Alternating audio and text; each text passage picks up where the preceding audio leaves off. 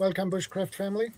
Lots of considerations there. It's all scenario based, right? So it depends where we're at, right? Because whoever's going out is taking a risk. Yeah. So it depends. I mean, are we like 10% of the population left? Is the 90% gone, or is it just chaos on the streets? Well, I imagine it would be more than a regional type of thing, maybe national or global ed. Some larger scale, right? Where resupply or help isn't really coming from the next state, next province, next country over, so to speak, right? I would see it, that's how I'd see it, in my opinion, anyways. Yeah. You see it as a collapse of local government and stuff like that. It's interesting. I've been watching that Homestead. They did a series off the back of the film. And without realizing it, it's actually still got the rule of law in place while this is going on. And there's like FEMA on the scene and stuff like that. So it's kind of a weird hybrid situation. So it's a fine line between scouting, scavenging, and looting, right? Yeah. Looting is it is a difference between looting and scavenging. No, is scavenging just looting, but the owner is no longer there? Well, I mean,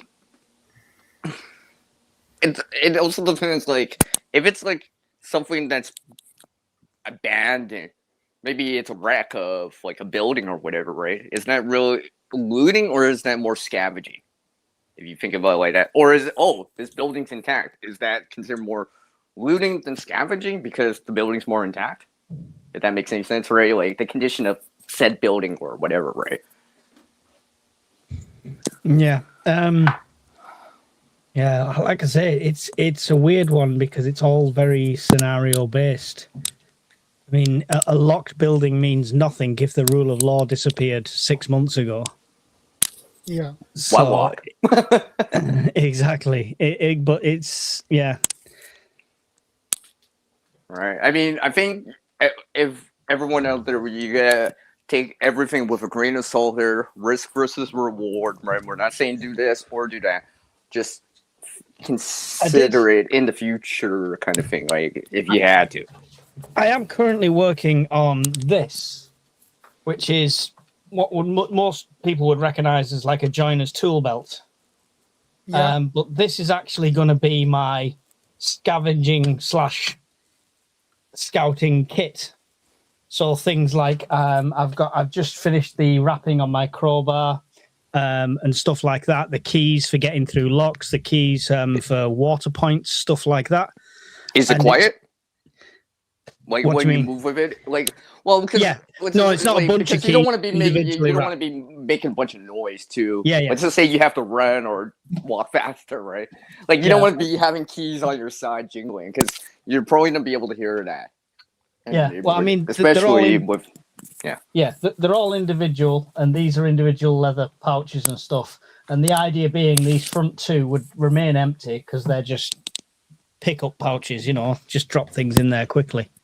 I just feel like people have webbing belts and things like that, and it's always like Velcro or it's catches and stuff like that. I did joinery for years.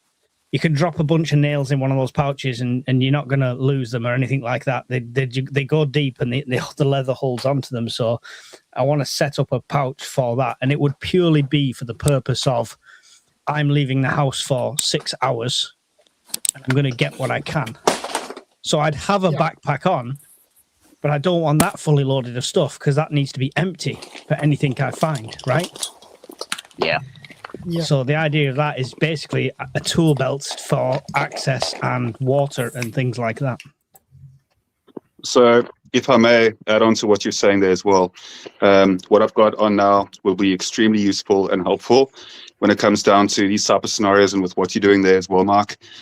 So this type of gear, so it's over my hoodie at the moment, but as you can see, the different capability that it's got with quick nylon access, it's got zippers in it as well, And it's got the capability. I've got 2 of these for different purposes.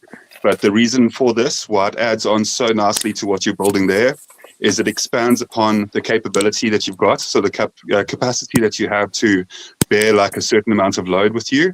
And then you can use that pack that you've got, that side pack. I love moon packs. Moon bags is what we refer to them often over here. And once you get used to using one, it's extraordinarily difficult to actually part with it and to just like do the same kind of activities without having one. So what you've got there on that pack side is brilliant for having a certain amount of gear with you and still being able to like carry a pack. What's also beneficial is you carry an empty bag. So obviously container being one of the 5 C's of survival, a good container can be absolutely incredible when it comes to being able to, so you stack a bag, an empty bag, inside one of your pockets of your vest or of your belt or something. So if you do find something that's obviously an important resource, Water, you can gather that and like just, quickly strap it on your back or something like that as well. Food forest permaculture. Welcome, Howie. Good to have you. Welcome. So I'm gonna do a whole video of the loadout. So there's that with a backpack that would be empty that can be used as a pouch. But I've also got 2 dump pouches, which I'll sometimes if I go out walking with the kids, I'll have one, so I can grab berries and fill this dump pouch with berries and stuff like that. So I'd have 2 dump pouches as well. So that's the other part of it. I'll have to balance it to make sure I'm not over encumbered, obviously, because you just don't want to be like stuck trying to get back with too much weight. But I think with moderation, it's a work in progress, but it's definitely a consideration because I'd have to be the one going out. That's the other consideration you have to think of. If you're the sole survivalist or the sole prepper, are you more valuable going out scavenging? Or are you better to be staying at home because you've got all the skill sets, then it's not worth the risk for you going? And then if that's the case, who are you sending instead? And are they able? Yeah. There's quite a lot of considerations with it. So that's a very important aspect. Go ahead, Shadow. Sorry. Yeah, I agree with Mike about that. So that's why community is super important, because if without having like a small group or a mag community, it really becomes a very sticky situation. You're going to land up in a lot of scenarios where you've got to choose, am I going to stay to protect the people that I care about, or am I going to go out there and be able to get actual resources for them? So yeah, it does come down to making sure that you are prepared for those type of scenarios by having a group. A group is a fundamental part of making sure that you can, be safe. And yeah, like-minded people also helps. Food Forest is correct there, Mr. Howie. Absolutely correct on having that as well. And yeah, also, I just wanted to, little side note, Mark. Hey, Mark. Alongside with, hey, good to see you, Chef Tech. Hey, you too. Nice to see everybody. Hey, baking dude. You want to just quickly, Mark, before doing a little bit of an intro with the Chef Tech as well, because I'd love to hear Chef Tech's thoughts on this too, because I know for a fact that he's got a good amount of input. But I definitely recommend, Mark, that you check out Food Forest Permaculture's content. I'm on his channel all the time. Yeah, you guys should check that out for everything when it comes to like what I'm really into these days as well, like permaculture and food forests. Food forest permaculture is a boss. Skills, right? Yeah, add that skill in, right? Add the gardening skill in, right? Do what you can, Mike. I actually live in my garden right now, getting the weeds out, getting ready to plant. I'll probably cut out early, do that. And then tomorrow I'll plant because we're going to be in the 70s here tomorrow. Lucky you. Oh, by the way, that's like 21 Celsius, by the way, 70 Fahrenheit. Oh, for everyone else. Like us. Like the rest of us. I don't speak metric. No, just kidding. No, we'll forgive you. We'll forgive you, Chef Tech. Actually, I do. Everything in my freeze dryer does get weighed in grams because it is much more accurate than an ounce. So you're gonna take that back? Not cups. Every time I find an American recipe, they're like, "Oh, just use 1.5 cups." I'm like, "What the hell's a cup? I've got 10 different size cups. What's a cup?" Yep. Yeah. Isn't that like 250 mil? Is it a small cup or mid-sized cup, or is it a large cup? Just I like milliliters to say, and grams. Simples. I speak kitchen metric. Kitchen metric. Oh, a pinch of this, a dash of that. I know my milliliters and my liters and my grams and my kilograms or kilogram, however you want to say it. Before Mark starts, can we go back to that other comment about the draw tie? Because you had it on the screen, we didn't really mention it, unless you guys typed in side chat about that. That's actually one of the things I actually keep in my go bags now. Is actually a version like that, not necessarily to scavenge, but just in case I need that extra container, like GP said, right? A container is, one of those things, right? You can bushcraft one, you can maybe find one, but if you already got it, you don't even have to source it out, find it, right? You already got one with you, right? If you needed that, let's just say if you had to get some extra water, right? Yeah, use like a zipper bag or something. Yeah, like just something that can handle what you want to carry, right? Because like something like a draw type bag, maybe even a collapsible bag that can nest or inside, or be packaged inside of it, right? Something like that, you can easily put that in your pocket, right? It doesn't even have to be in your backpack. There's a much better way. So if you look into... Of course, after I said it. Oh, there's a better way, by the way. What I was going to bring to light, CR, not to shun what you're saying, but to definitely add into what you're saying as well. Industrial grade refuge bags, those black large refuge bags, but there's your regular ones. Yeah, exactly. Yes. So you can get obviously 3, 5, 6 mil, whatever. Yeah, the trash bags. So good. Yeah, they're so good. And obviously, compared to a regular refuge bag that you use for your household, that's flimsy and it'll tear obviously way quick. But those contractor and industrial styles bags are fantastic, and they're also very light to carry when they're not in use. And then when they are in use, you can pretty much put anything that you want in there. Just you get a 20. I remember buying a 20-pack box for let's say $10. It's more now, but I spread that out for all my kids, right? That way, I have something like that. Even some of the other channels out there mention about garbage bags or contractor bags because they're very versatile, not that much weight, but they can do a lot. If you need it. Stock some cable ties as well. The top of bin bags people are used to tying like this. If you get a good quality thick rubble sack, if you tie a knot in that thing, you're gonna have no space at the left. But you can bunch it up, whack a cable tie around, pull it tight, it will stay sealed that way. Okay. There are ones if you look on Takealot or Amazon, depending on where you are. If you actually look on online shopping as well for a little bit, you can find ones that actually have their strong grade durable zip locker already. So you can buy that so that it comes beforehand, so that you have those. Yeah, it is a little bit more costly, but it is worth the extra pennies. Yeah, you can get zipper ties that actually have a release built into them. So they're not cheap. But they're great if you're putting a zipper tie on something to keep the air out of it, water out, whatever. But it has a release on it. You got to work at it, but it releases it so you can reuse it. Because most zipper ties, you're not reusing it unless you have a little itty bitty tiny pick to try to push that little barb down. You can even get it in there, and because sometimes you can't even undo it because it's just you don't have the space for it. You ruin the satisfaction of that noise when you cut a tight cable tie though, that ping, that's but sooner or later you're going to run out of cable ties unless you can find a hardware store to pillage. I've probably got about 1,000 at the moment, so I don't want to talk about how many I have, but that's another story. You should pack some bubble wrap to release to get that same sort of that sensation that you get.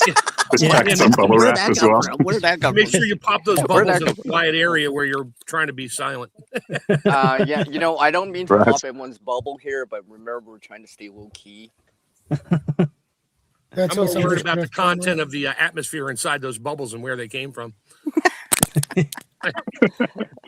Bubbles. Just to quickly ask you guys, it's rather interesting question, just considering the current temperature globally. over there on your side, Mark, in the UK, and also on Chef Tech's side. What are the experiences that you guys have had? And maybe CR and Shadow, you guys can also put your input in on this, and maybe even in the chat section. The current situation regarding the crude oil price, the reason why I'm bringing that up is because it's so relevant right now. And I'm just wanting to find out from you guys, have you guys started to see people at least, and maybe making provisions? Has it started to impact the current costing as well of fuel? This is the only topic going on my Discord at the moment. Right. Good. I went past a fuel station today. Bear in mind our price is litres, not gallons. So it was £1.76.9 for a litre per litre of diesel. In the same garage 3 weeks ago, it was 1.54. So it's gone up a good percentage. Yeah, I've now that's not the biggest issue. The biggest issue is some of the supermarkets are cheaper, but we've had 2 people post today, one in Wales, one in Scotland, so opposite ends here. Forecourts closed, ran out of diesel, ran out of fuel. They can't get the deliveries in quick enough.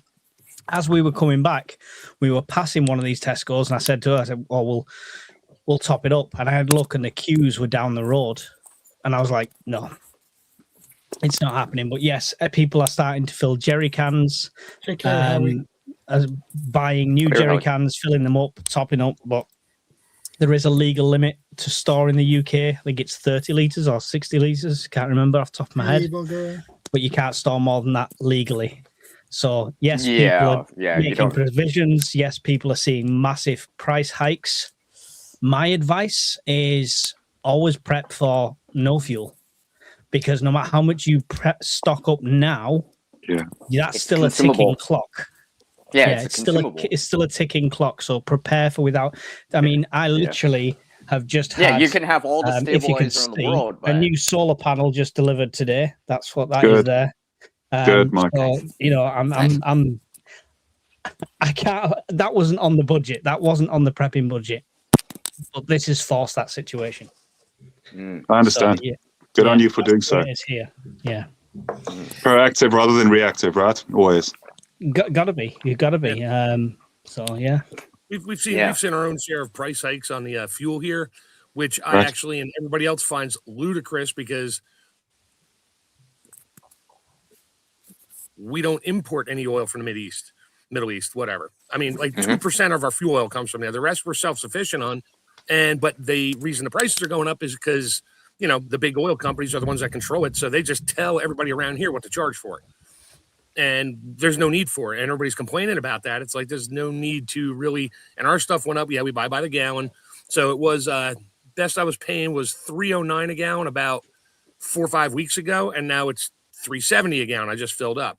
So it went up 70 cents for a gallon, which I guess is 20%, give or take.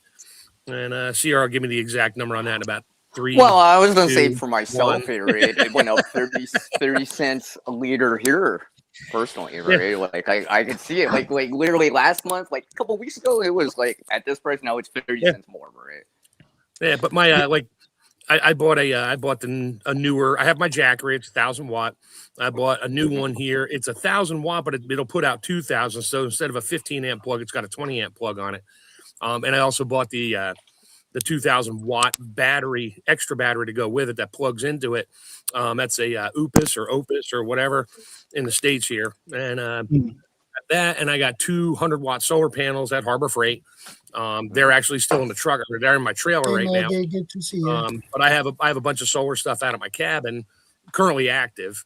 But I have a complete kit out there. It's still in a box inside the cabin. I haven't used that. My wife. Well, wait! You didn't use it yet? Oh, well, no. The 2 100 watt ones are here at my house, so I just don't need them right now. I'm not going to set them up in the yard. People are going to be like, "Well, what do you got solar panels for?" But I don't need it. I already charged it up. So, but last night I had the wife. She only keeps up on some of the news just because of the job she has as a nurse. She hears things, but doesn't know if it's good, bad, other, true or false. And but she kind of relies on me, and she knows I'm not going to sit here and talk to her every single day and start to give her all the rundown of what's going on in the world. But last night I gave her a fair rundown on some stuff that's going on, And I didn't want to freak her out, but I kind of did. But she's like, well, what about food? I'm like, I look at her like, really, honey, food in this house? She's like, yeah, I know. Like, did you forget we have a freeze dryer? Yeah, she knows. And she's like, well, what about water? I'm like, and she's like, you got all that freeze dried water cans, right? Yeah, I got all that. Yeah.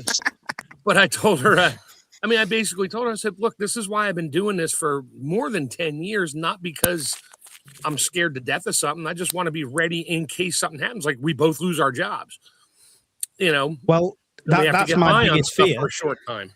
That's my biggest fear with this fuel strike is my job, because I'm a website manager for a travel company. Oh shit! Yeah, there you go. 5 smaller travel companies have collapsed in the UK in the last 6 months. My team in the department I'm in has lost 4 members of staff over the last year and never re-recruited. The work's just been spread out to less people, Well, less work, less people. Yeah. Yeah, and right now, if you think the price of fuel's gone up, you want to see the price of jet fuel. I work from home now for my company, so I don't really worry about it. And I know I'm higher on the tier than most of my team because I came from the field, and there's only 5 of us out of 50 that came from the field. So we're going to be in good shape. But as prices go up for the companies we deal with, they're going to start closing. So there'll be less calls for us, but they're not going to lay us off first because we got the most knowledge. And my wife's a nurse, so she ain't going anywhere. The hospital's only a mile away from the house. I'm making steps now to go back towards self-employment. I've got to do it right because I've got kids to feed. The reason when I was self-employed when I was younger, it was fine because it was just me, right? You save money, but when you live in paycheck to paycheck, self-employed can be risky. But I am making steps into that now because I would rather be ready before it forces my hand by going, oh, by the way, all of our flights are cancelled. All of our customers have had to cancel their holidays. We've had to refund everyone. You're not getting a paycheck this month because that's the step I see happening. Yeah, I worry about a lot of people in that position. I worry more about other countries because, most of your fuel and supplies and that come from the Middle East. Not all of ours is. We get fertilizer, stuff like that. Yeah, that's a problem. Price of fuel, it's going to go up. It should go back down again only because we have more oil wells here than other countries do, but nobody talks about that. And everybody thinks it's just a bunch of offshore oil rigs pumping like 1 million barrels a week. No, there's a whole lot more than that in this whole country. Google Earth is very telling. But we don't get loads from through the Strait of Hormuz. It's not like our main source. It's a minority, but it's a knock-on effect, right? If China's suffering, if Japan's suffering, if the East is suffering, they're going to want to pay more to get the fuel that potentially we were getting. And then obviously that's just a knock-on effect. And that puts the price of the barrel up, which puts the prices up everywhere. And you will see price gouging by these people as well. The prices were going up on the pump. Here with the price of fuel. There's no reason for it to go up. They just raised it because they've got an excuse to. That's the thing. Yeah, that's the same here. So just to double down on what you guys are saying, I think that it's important for us to ask ourselves if all of this is perhaps not by design. And the reason why I ask that is because of the CV-19 situation got us real comfortable with staying at home. And now this situation is getting us even more comfortable with staying at home directly afterwards. It's I don't know. 15-minute cities. Yeah, exactly. You'll own nothing and be happy as well, right? You're right, and they've even talked right now. I think it was the International Energy, whatever it is. They've made suggestions of work from home if you can. And where have we heard them phrases before during the C19 3-day work weeks instead of 5-day work weeks? That's the other one. The one they've done here as well, they're talking about doing here as well, is reducing the motorway speeds to 50 miles an hour from 70. So I do a 2-hour commute. So you can imagine that's going to add to my commute. Also, her family's in Scotland. That's 2 or 3 hours. You do that at 50 miles an hour. I'm more likely to die of falling asleep than I am of a high-speed crash. Don't forget ridiculous. The coffee. Well, yeah, I'm off caffeine. Or at the moment. tea, It's or the even tea, or the tea. Maybe it's tea. I don't know. I Yeah, can well, assume that like saying that people the drink trickle down coffee. effect is going to be catastrophic worldwide. Price of fuel goes up, price of energy goes up, everything goes up. It follows. It all follows. Yeah. What was the phrase somebody said on mine the other day? If it's not made by God, it was made by oil, or it's connected to oil, basically. So, solar panels weren't made from solar panels. Solar panels were made because of petroleum or energy of some sort, but not. You didn't have a solar panel to make the first solar panel. Oils make plastics and stuff like that. It's all interconnected massively, and everyone's talking more about the fuel than they are about the fertilizer, and the fertilizer is a bigger hit. Yeah, because a lot of fertilizer comes through the Strait of Hormuz, and that's huge for you. Look at that just-in-time delivery system. You suddenly cut off the farms. I know we're trying to kill our farms in the UK anyway, but that's a political issue we'll talk about another day. Same here in the States. As soon as and South Africa too. You stop producing for one season, them supermarkets are going to be empty very, very quickly. Yep. And mainstream, I don't know what mainstream media is like where you guys are. Here, it's usually we don't say anything until like the meteorite's in sight of you. Then we'll tell you there's a meteorite. But even now, they've started talking about this on the mainstream media. Even the government-sponsored BBC, the biased broadcast company. Yeah, have 3 days worth of food. Have 5 days worth of food. And they're telling you to go out and get a little bit of stuff now, but that just tells the rest of the world, go out and ravage everything, buy all the toilet paper you can. Exactly. They've used the words. Yeah. They've used the words petrol rationing, and they've used the words food supply. So that's in the mainstream media. So what does that do instantly? All the non-preppers suddenly go to the shop. I need more TV, guys. Like I bought a 55-gallon drum full. Oh, I had the drum, filled it up with an off-road diesel for my tractor. That lives out at the cabin. Yeah, it's 3 years old now, or 2.5, 3 years old. But I keep it topped up, and I keep the anti-algae, all that stuff in there. But that's for my tractor. It's off-road diesel. I don't have a vehicle that runs on diesel, so everything else is gas. But I must ask as well, Chef Tech. Did you see the comment there about Birmingham? Are you aware of what happened in Birmingham today, Chef? Birmingham, where? Birmingham in England? I think he's somebody in the comments was mentioning that. Shadow, I don't know if you want to bring up that last comment that pinned. Apparently there was something large that happened in Birmingham as well. Leanne Mack mentioned it. I have no idea. I'm guessing. I don't know if that's Alabama. Leanne has a British flag, so I'm guessing it's Birmingham.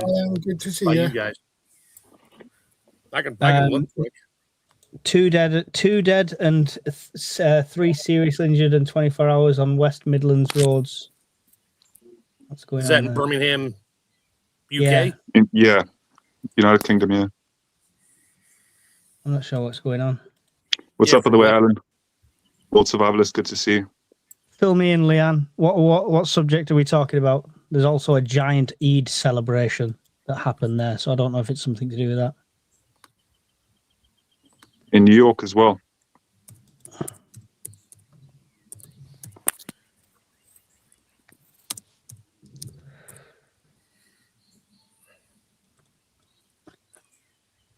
Mark's trying to is telling you what the panic buyers will buy.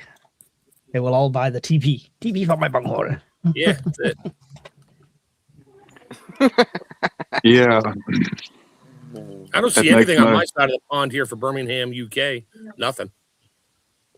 But they're good. But the news is good at that. They like to not give. They don't give the local people the news. They give the distance people the news. So it doesn't seem as bad. It's man on suspicion of. I can't find it. They must be hiding it, Leanne. But yeah, it's a zombie knife thing. Have you heard the way getting our crossbow ban in now? Of course you are. So they're disarming us even further. Yeah. Because of the recent attacks, and stuff like that. No surprise there, right? Like a handful of people in the last 10 years have used a crossbow for something malicious. If you're going to ban crossbows for that reason, you need to ban kitchen knives, cars, fists, iron bars, sticks, pencils, bricks, pencils. compasses. Look at what happened everything. in Iran. I mean, they took away all their right to bear arms, so to speak, over there 40 years ago. And that's why they're in a position they are now. Luckily, on the top shelf there, I've just got my repeating crossbow. So, and the bolts arrive. Can you repeat that again? No. The thing is, they're not going to ban them. I think they're going to go way down the licensing route. So it'll be like having a firearm. So technically, people who already own registered, it it's got to be registered or something like that. Yeah. And every bolt has to have a serial number on it. Yeah. I'm not sitting carving serial numbers into my bolts. I might Even carve a few dart people's will need names one. into them, but Nice. There'll be a serial number on the dart too. they hide particular crimes from UK news as long as they can. Yeah, you're right. It was taken down by public, seen on British stand. There you go. That's the thing is, so we are on the reason we don't see in the mainstream media here is because we're on a tipping point here at the moment. It's everything's on a match head. The fuse is tiny, and we had that incident in Southport for about 10 years now. Yeah, well, we had that incident in Southport, and then there was riots. A little heavier on the other side. Yeah, yeah, there was riots countrywide after Southport. One more incident like that, and yeah, I'm in a terrible area for this because I'm in an urban area near a big multicultural city, so. It's fun. Yeah. It's exactly. Don't start telling people about all the things you have when we can see your face and see everything else, and everybody knows where you're at. Don't do that. Operational security, Mike. Come on, dude. I'm fine. It's fine. It's fine. I won't be here.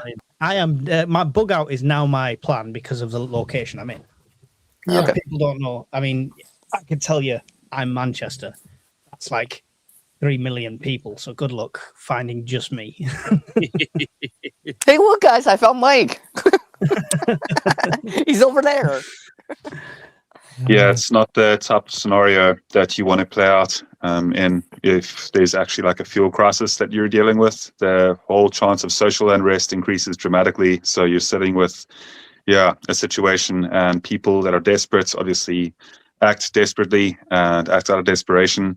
And as soon as people start seeing like an actual SHTF, the people that are used to just doom scrolling on social media and that as well, and they somehow desensitized to a point. They really just lose like all control of their actions as well, and it's unfortunate. But it just comes down to conditioning as well, being around environments.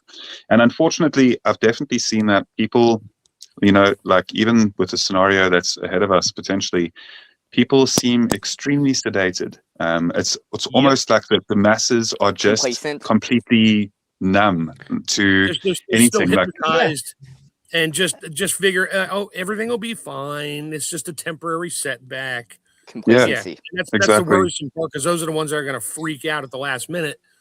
And would you not expect the normalcy bias to be less after we all went through the C-19 times? It seems to be worse. Right. It seems to be worse. I know. Yeah, you just mentioned my favorite word, my favorite phrase. And the way you did it before, we were fine coming out of that. It might be a setback for a year or so. We'll be fine. I can't remember who told me. Somebody said it on one of the streams. I'm sure they did, but it was a social media influencer, like a TikTok girl or something like that. Told her followers, "There's no reason to panic. I always put £20 in my car, and this morning I went and put £20 in as well. It's exactly the same." Yeah, no. There's an ocean of that thinking. Yeah, the 20 pounds doesn't change. It's what you get for that 20 pounds that's constantly going down. But you can't teach idiots. I mean, it's just... No. You can't fix stupid. You can only euthanize it. It's my daughter not just that. There's like a whole bunch of other situations as well where I've just seen people be extremely like just. There's no other way to say it than like sheepified, like it just completely like just lethargic about a scenario where they don't seem to worry whatsoever about impending doom. And I was actually complacent. It is. It is a big part of it. They're complacent to like that things will never change. Everything will stay the same, right? Unfortunately, that's not how the world goes at times, right? people are fearful of change. That's a whole other thing as well. Inherently, people are afraid of change. Not just fearful of change, really but fearful of the change that they don't understand, they don't know about, don't see coming. I mean, people are beyond complacent. The comment I got in a video the other day baffled me. All right, I've had the comments before where if I've done a video about nuclear war, people have said, "Oh well, I wouldn't want to survive it." All right, you understand that nuclear radiation, devastation, stuff like that. This video was about blackouts, so about rolling, like scheduled blackouts, so we could have no power for 2 or 3 hours. And it was talking about having torches and the very basic things to warm food and stuff like that. Somebody commented on that going, if I ever needed this stuff desperately, it's not a world I want to live in. I'm like, a torch and a gas cooker? How pampered are you? What? Obviously, they're running low on Prozac or something. Clearly. I mean, yeah, I hate to be, and I never wish. Hurts my mind. I never wish for anything. My head now. That hurts my head. I never wish for anything. All right, I never wish for anything bad to happen. I always hope for the best, prepare for the worst. However, part of me does think if we had a small version of SHTF for a week, 2 weeks, 3 weeks, the reality checks might be worth it just alone. If we had no power for a week through a hack or something like that, it might wake a lot of people up. It might be a blessing in disguise.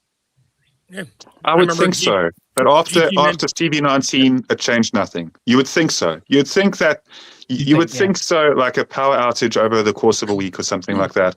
Unfortunately, even here locally, where we've been experiencing a vast amount of, blackouts for many, many years, we had 2 decades of blackouts, like really intense blackouts, sometimes 3 times a day, where the power goes off for like 3 hours at each interval. And so you have power for 3 hours, and then the power goes off for like another 3, and then it comes on for 4, and then it goes off for another 3. It's so interruptive to businesses or anything like that as well. And it's just, even through those scenarios, people fortunately are a bit more prepared for that type of thing as well, because of investing in inverters and solar panels and that type of thing too. But realistically, it's just, people don't give a damn about it until it comes up. And some people actually have the mentality that they will just, if things get really bad, they'll just grab a couple of things and go. It's because of like everybody in this generation and like around our generation was raised off of like movies and shows and like murder shows and criminal like investigations and that type of thing. So everybody feels like nothing shocks them anymore because they've been exposed to everything. And we're living in one of the first generations of our planet's existence where people are consistently fed with like violence and like all the things that would make a person shocked. So these days we're almost like, okay, like, it's almost like nothing phases us. The Epstein files occurred and nothing is done about it. Like there aren't protests in the streets. There's no, like, what are we doing? If that's the leadership of our world, are we that blind to it? Did you see what the UK passed this week? Clive just mentioned it. Oh no. Abortions up until birth. No, they did that in Virginia too. 42 weeks and you can still have an abortion. Each to their own, but I don't agree with it massively. So this specific topic, the reason why, and I'll say what I've always said on this specific topic too, is that because I'm a guy, like I don't deal in topics that aren't like directly correlated to myself. So because that's genuinely how I see it, and I understand that it is extremely sensitive of a topic too. But because I have a wife and I've got I won't mention too much about my family, but I have females within my family as well that I care for dearly, obviously. And I think that when it comes to this type of scenario, a person has to just respect other people's opinions, and it is dark as well, because what is happening is, for myself, I would never condone or advocate for that to occur, but because I'm a guy and it's not my reality that I live, the reality of the woman in this world and in the modern day, I would really not enjoy the fact that women are where they're at too. The laws have allowed for it in this country for a long time. Pro-choice. Yeah. They've got pills, they've got the options, they've got stuff like that. Changing it to up to 42 weeks is ridiculous. Who for 41 weeks wanted a baby, then decided on the 42nd week, actually, I don't. You see, my true feelings on the matter is that I want to preserve life and I respect life, and I think that life begins upon conception, and I really do believe that. So those are my beliefs. So because they're my personal beliefs, I would always advocate and recommend for a person to do what I would believe to do is the right thing. But at the same time, my right thing, unfortunately, isn't always exactly everybody else's right thing. So, like, it is a very, very difficult topic, and I think that when it comes down to, if I can just, I'll just close up on this. Sorry, and I'd love to hear your thoughts on it as well. Yeah. But I've got to say, out of respect, though, that I do think that life is precious and life should be protected, and I do stand on that standpoint. But I'm also very, very cautious and careful to pass judgment on people that are not myself, let alone a different gender to myself or culture or religion. Yeah, I agree, and I couldn't have said it better. But yeah, it feels like another one of those things. It's I suppose what I'm getting at with that point is not so much that issue, because that issue we could probably do a whole 4 hours talking about it, right? It's the fact that while all this is going on, look what's passing under the radar. Because we've not had protests about it. It's not been in the mainstream media as much as it should have. If that had happened, if they'd have passed that law during peace times, during something else not happening, there'd have been people up in arms about it. There'd have been people kicking off about it, all sorts. But it's a good time right now for governments to go, let's just push that law through. Oh, we'll do that crossbow ban. Oh, I tell you what, let's ban hunting knives. I tell you what, let's ban fishing rods over a certain length. Whatever they decide to do next, this is the time they're going to push it all through. So just be careful. They're going to ban prepper podcasts. Prepper podcasts. That's what they're going to do. We're out here firing truth bombs all over the place. then what will I do with my weekends? I'll have to drink more.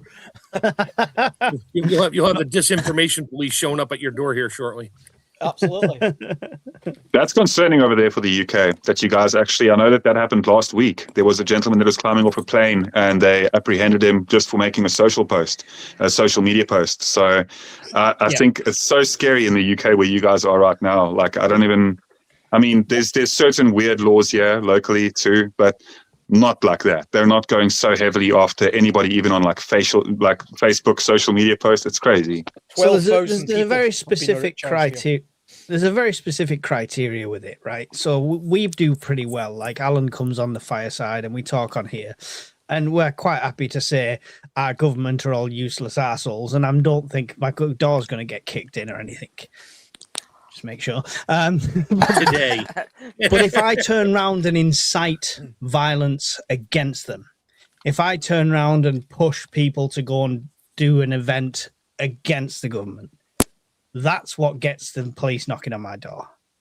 If I say, oh, CR's an asshole for all his stupid jokes and he should be shot, then that's inciting violence against CR. You're not the first one that said that. You're not the first one that said that. CR's out number 5 here. We're all on the same side, Mike. Just kidding. Yeah. So I mean, we talk about the political issues and stuff, and we're kind of happy to voice our opinions and stuff. As long as we don't incite violence, don't promote any sort of activist groups that are on a list, we're okay. We're all right. It's not as bad as people realize. It's just because you've got this whole rise up mentality of the far right in the UK at the moment, and then the rise up mentality of the far left. It's that telling people to rise up and do things, which gets you in hot water. That's what I'd say. The laws in Scotland are a little bit more stricter than they are in England as well. It's like Mike says, you can criticise the government to an extent, and inciting violence was actually always a crime. So there's nothing new about that. One of the problems we had in Scotland, which went all the way to this, the European Court of Human Rights, I think, was it was a crime for somebody to feel any kind of fear or distress, a person, even if you're not directly speaking to them.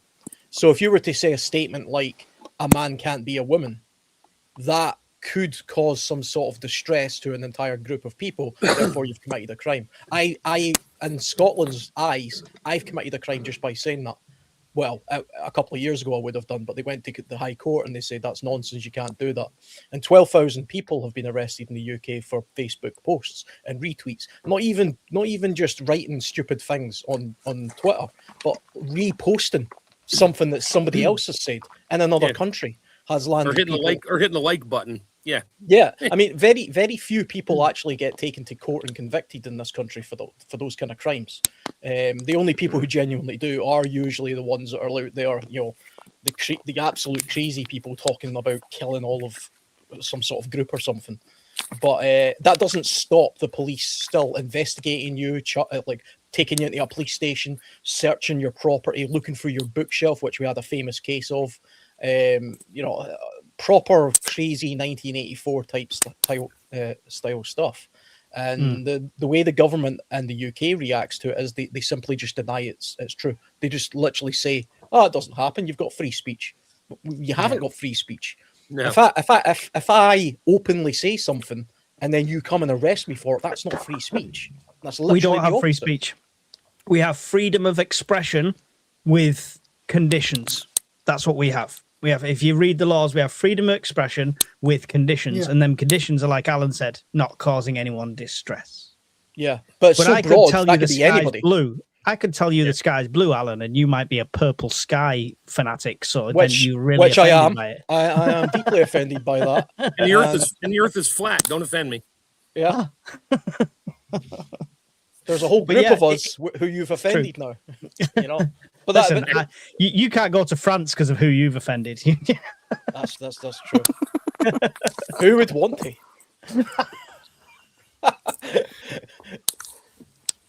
I don't even think they speak French there anymore, but that's besides the point. Yeah. And here we are. France has good food and good sites. Scouting out supply run teams. Supplies, yeah, let's looting with the versus scavenging versus trading for supplies. I guess it all depends how far along into the event we are or you are. That's if it just happened, there's going to be a lot of looting and stealing and scavenging going on. Later down the road, maybe a month or two, you might be able to start scouting out places where some other people gather with security to trade, barter with their supplies for your supplies. I mean, that might come around at some point. It probably will, not right away. Right away, it's going to be, especially the way the environment is around here, it'll be every man for themselves for at least a month or so. And that's the ugly part right there is the first trimester of an event, depending on how long it is. The point of what we do is to not be part of that, right? Right. We want to prep enough to, if we're going out to the point of scouting and scavenging, hopefully it's the 90% in 90 days situation where the people we're going to come across are either also survivalists or happen to have done well in a gang or a community or something like that. Or, and it's going to be a lot less people there. A lot less people fighting over the beans in Aldi kind of thing. So yeah, if you can find them at that point, it also depends on where the population type of where you live. Are you in a city? Are you in the suburbs surrounding a city? Are you out in the country? Not a lot of people are out in the country where your nearest neighbor is a half a mile or a kilometer away, and you can barely see their house. But you can tell there's no gas. Yeah. And at that point, you're not going to be walking 50 miles or 50 kilometers to go look for a couple gallons of gasoline. That'll be gone by then. So can I you guys. Sorry, go ahead. I was going to say, just to add in a few things in here. So just to kind of keep us on topic here, like Mark here, and try to scavenge what we have here still. We're going too far down the rabbit hole. So in this type of situation, right, if we prepare in advance, we don't actually have to scavenge right away, right? Which means that the people that don't have stuff are scavenging early, I guess, right? In that heat of the moment, right? Let's just say a month in, whatever, right? So we're trying to, if we have to scavenge, we're scavenging after it kind of, it's less chaotic, I guess, right? Is this kind of what we're going about, right? So that way we're in that crowd, the mass crowd that's doing it all at the same time within a couple of days or weeks or whatever. We're waiting for a better opportunity if we have to. See, my thinking would be that even if you're the best prepper in the world and you've got a year's worth of food and supplies and everything you could possibly want in a bunker, you should still be out there scavenging right from day one. You should still be out in the food queues, seeing what's going on and getting what you can. One, because that pushes you forward even more. Yep. Okay. But also, it gives you ground proof of what's going on. I'd agree with you in rule of law. If it was like shortages and you can go to the shop and you've got ration books, I would still be collecting all of that. I'd still be getting as much as I could of that, living off everything day to day like you do anyway. But if it was chaos, if I was seeing, every food queue there is, it turns into a riot and 6 people have been stabbed for a can of beans, then it's suddenly risk versus reward, right? If I've got a year's worth of food, why would I put me or any of my family in that situation? Right. So it's all about reading the room in that case, I would say. Yeah, Well, the other Mike. part of that, we brought this up I think this was got to be like 6 months ago. We talked about similar stuff. My theory always was, my wife knows it too, if for some reason there are food lines, and there's going to be some violence or that depending on the situation, your best choice is to get on the food line, because then everybody that recognizes you sees you on the same line as them. They don't sit there for 3 weeks and go, I haven't seen Mike. You don't look different. I wonder how much else, food right? he's got at the house. Forget the food line. I'm going, let's next time we see Mike out and about, let's trail him back home. There's a scouting party going after you. Oh, I meant the food line. I'm just stood up the side eating Mars bars going, ha, ha, ha, ha, ha. Yeah. But you know what I mean? I mean, you could become a target if you're not part of the herd, so to speak.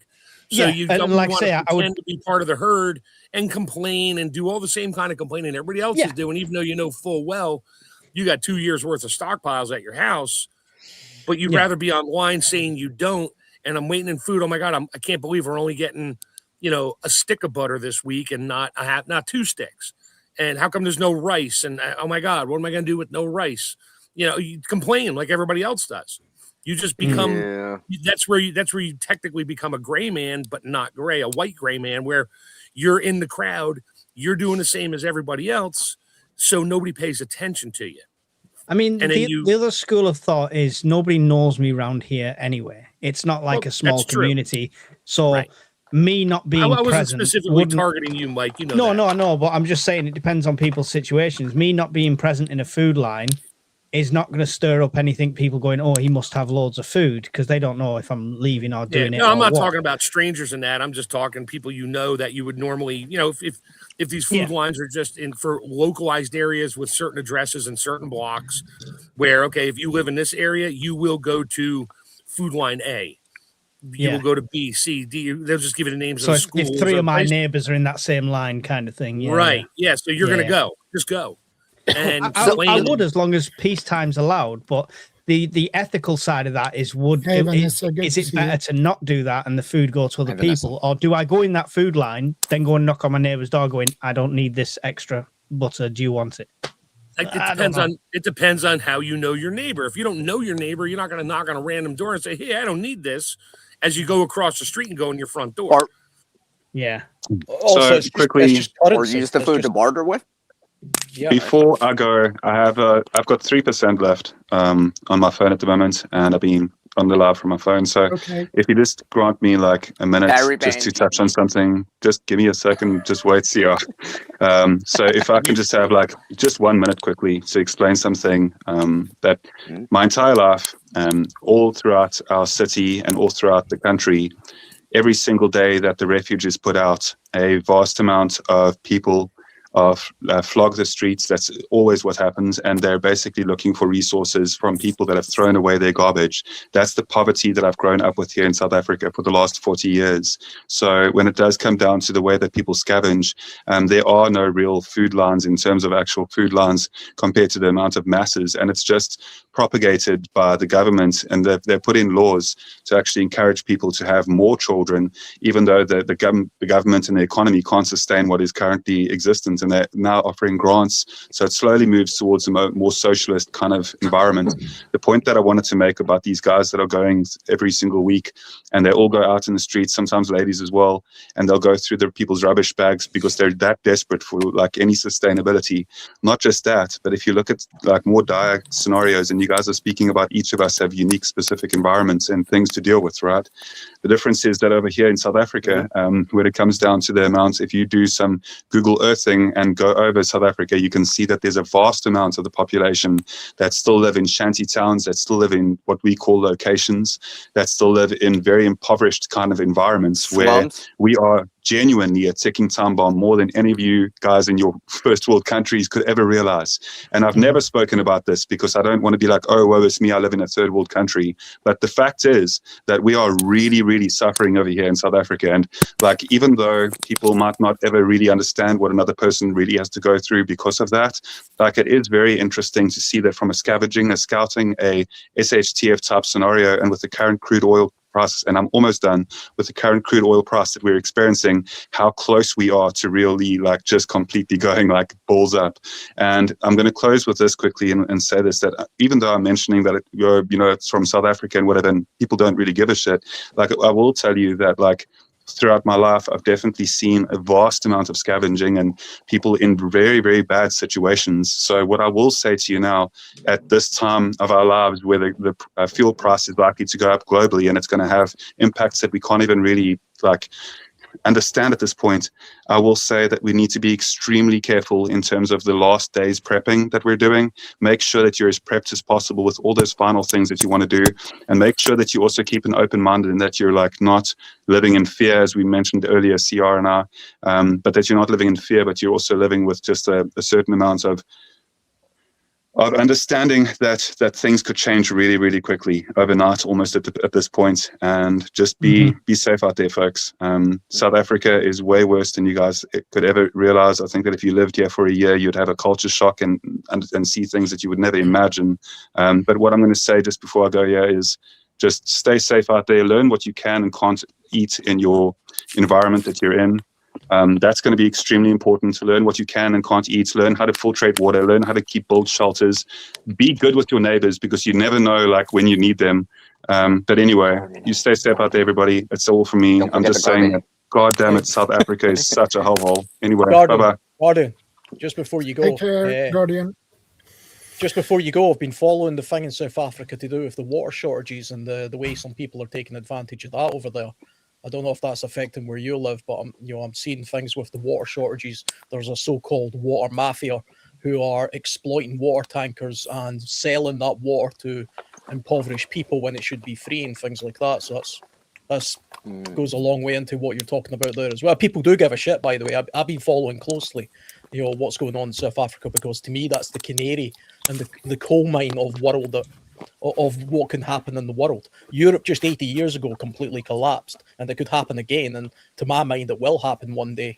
So it's not a case of being too comfortable in first world countries. I think all of us are preppers because we're not comfortable and we know these things can happen. But yeah, I've been following the water thing that's happening in South Africa just now. You're extremely unique. You're extremely unique by actually doing that. I'm just letting you know.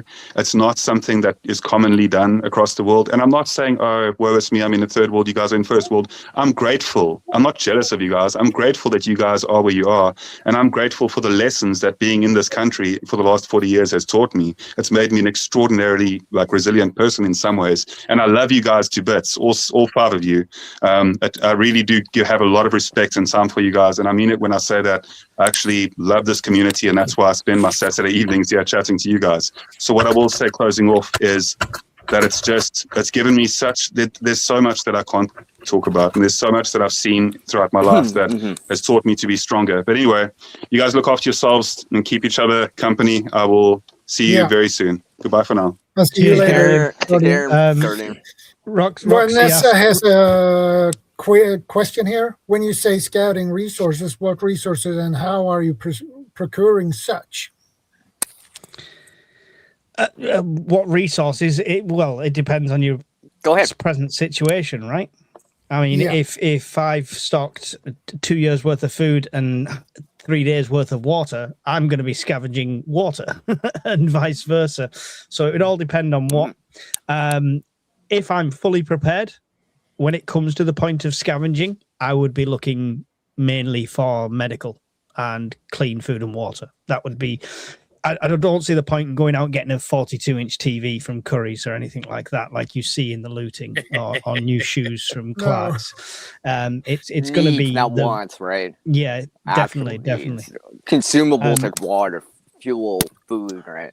Medication, I think stuff like that. Lots of people, when they think about resources, they kind of only think about the water and the food and stuff like that. But I mean, keeping batteries, your building supplies, depends on what you need. Yeah. I mean, building supplies. I mean, keeping your firmability, your core body temperature to an optimum temperature is the #1 priority in survival. Most people die of exposure. They don't die of hunger. Yeah. So I'm not just talking about clothing. It could simply be something along the lines of, imagine everything went away tomorrow where I'm at just now in this country, and I was in an absolute dire survival situation. The thing about the house that I live in, it was built in the 30s, and it's not that well thermally insulated, and it's got high ceilings. Switch off the power and the electricity, suddenly this becomes a moisture-ridden, moldy, freezing cold, horrible place to dwell. Yeah, so what I'm going to be out scavenging and looking for resources are things to make my living environment better. So that could be polythene in order to seal up certain areas. That could be some sort of thermal blankets. That could be, some other resource, wood, nails, tools, all these kind of things that you think that you can do without because you don't interact with it very often. I mean, when was the last time anybody paid any attention to adding thermal layers to their house? Unless you're getting some building work done, it's not a very common thing. So I'm not concerned about water. Not to the house, but personally, anyways, in my case. Yeah, or a pair of boots. I mean, you'd be amazed how many people, if everything went down tomorrow, would quickly realize that they have no footwear in their house that will last more than a month outdoors. I mean, this is the things that you've got to consider when you're prepping as well. We say food, water, and medical as the essentials, right? But when it comes to the core of prepping, warmth is one of those core values. Yeah, and I'm constantly banging on about getting wool blankets, 100% wool, 90% wool, whatever you can, getting wool blankets. Having a crappy tent, right? I'm good at crappy tents. We know this, all right? But having a small little dorm tent that you can erect inside the house, yeah? Yeah. Because you and your partner, you and your family inside that tent, the body heat, and you will keep each other warm naturally. Trying to heat a high ceiling house, like Alan says. People constantly talk about these diesel heaters and log burners. And I'd love a log burner. I'm in a rented property. It's not an option. But if you haven't got these options, it's so much easier to heat a person than it is to heat a room. Yes, exactly, right? And if you're low on fuel or the consumables are down, right, you're going to have to go back to kind of like keeping people warm, passive heat retention, right? The tent, the lower ceiling, right? People gathering together in terms of keeping the area warmer, right? Like, this is why I'm a big proponent lately more and more about like the shelter and the cover elements, right? Because exposure is like serious too, right? Especially if it's extremely cold or extremely hot, right? It's gonna wear you down faster than dehydration or starving, right? Yeah, it's gonna wear you down. Yeah. It's the same with going outdoors, though, right, Alan? Because we constantly come across these people that are just going to bug out to the islands, right? Yeah. I mean, and it's because they don't understand exposure. It's because they don't understand long-term exposure to environments. And people think exposure just means being out on a chilly day or a cold day or a rainy day, and they can protect themselves from that particular weather event that's taking place there and then. What they're not thinking about is things like long-term build-up of moisture within your clothing, which is a very real problem, especially in very cold environments like Canada, where you can't remove the moisture from your clothing if you're in an environment where there's no evaporation going on. Your body heat alone won't be enough, and eventually all you're going to do is put body oils and moisture into your clothing. clothing. Your insulation will saturate, right? And it will eventually fail. It will wet out. That's what happen. It might take a month. I've heard about it. It might take 2 months, but it's a real thing. That's why people can't, just live in the Arctic without a heat source. They can't just layer up and hope for the best for their own thermal regularity, because they need an external heat source in order to dry that stuff out. And that becomes a real issue over time. And it's the same with people who live on the streets. Eventually, the dirt and the grime that builds up in the materials and the clothing that they have removes the properties that insulation is providing them. And they have to do something about it. Eventually, it gets to a point where they have to replace that or wash that or clean that out. And that's a lot harder than people think. I mean, have you ever tried to actually wash and dry a full set of clothing in winter in Scotland in the woods? I have. And I've done it because I've tried to see what it's actually like. And I tell you, it's hard. Try putting wet clothes out in your washing line in October. It's going to take days for it to dry, days. And if you only have one pair of clothing because you've bugged out to the woods, you're going to freeze to death. And you can actually die from the cold in your house. It doesn't matter. It doesn't take extreme environments for this to happen eventually. And these are the long-term survivability. It's not survival, it's survivability. Survival is just what you do to get from one point to another point. Survivability is the long-term aspect of survival. That's where the skill comes into it. People have that normalcy bias that we talked about with their houses, though, right, Alan? Because they've always had heating, so it's always been warm. So they think a prolonged period without heating or electricity, they're still in a warm house. Yeah, it's a microclimate. 48 hours without power here, and it was the same temperature outside. It probably felt a bit warmer outside. No, your homes don't equalize to the outdoor environment without that input of HVAC, right? Like heat or cold, right? It will equalize to the outdoor environment in time. Yeah, I mean, unless you like set this up in advance where it's like you have, let's say, thermal mass or something like that to help you along. But I mean, usually with buildings, these are designed to be cheap, effective in terms of, and pumped in with like HVAC, right? With heat or cold.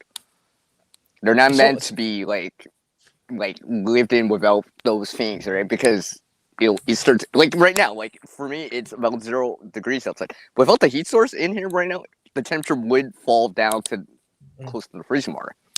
So basically, what you're saying is your supply run would include firewood, heating stuff. I'm just trying to push this back. We keep going way off. Sorry. Yeah. I know. I kind of remember what we were talking about. Yeah. We're scavenging supplies to keep our house warm, so it's on topic. It's all right. Yeah, scavenge for a tent. Okay. In your living room, I got it. I get you. Yeah, maybe some insulation. I've thought. I don't know if anyone else has thought about this, but I've thought about how I could modify. I can't have a log burner. It's a rented property. I've mentioned that.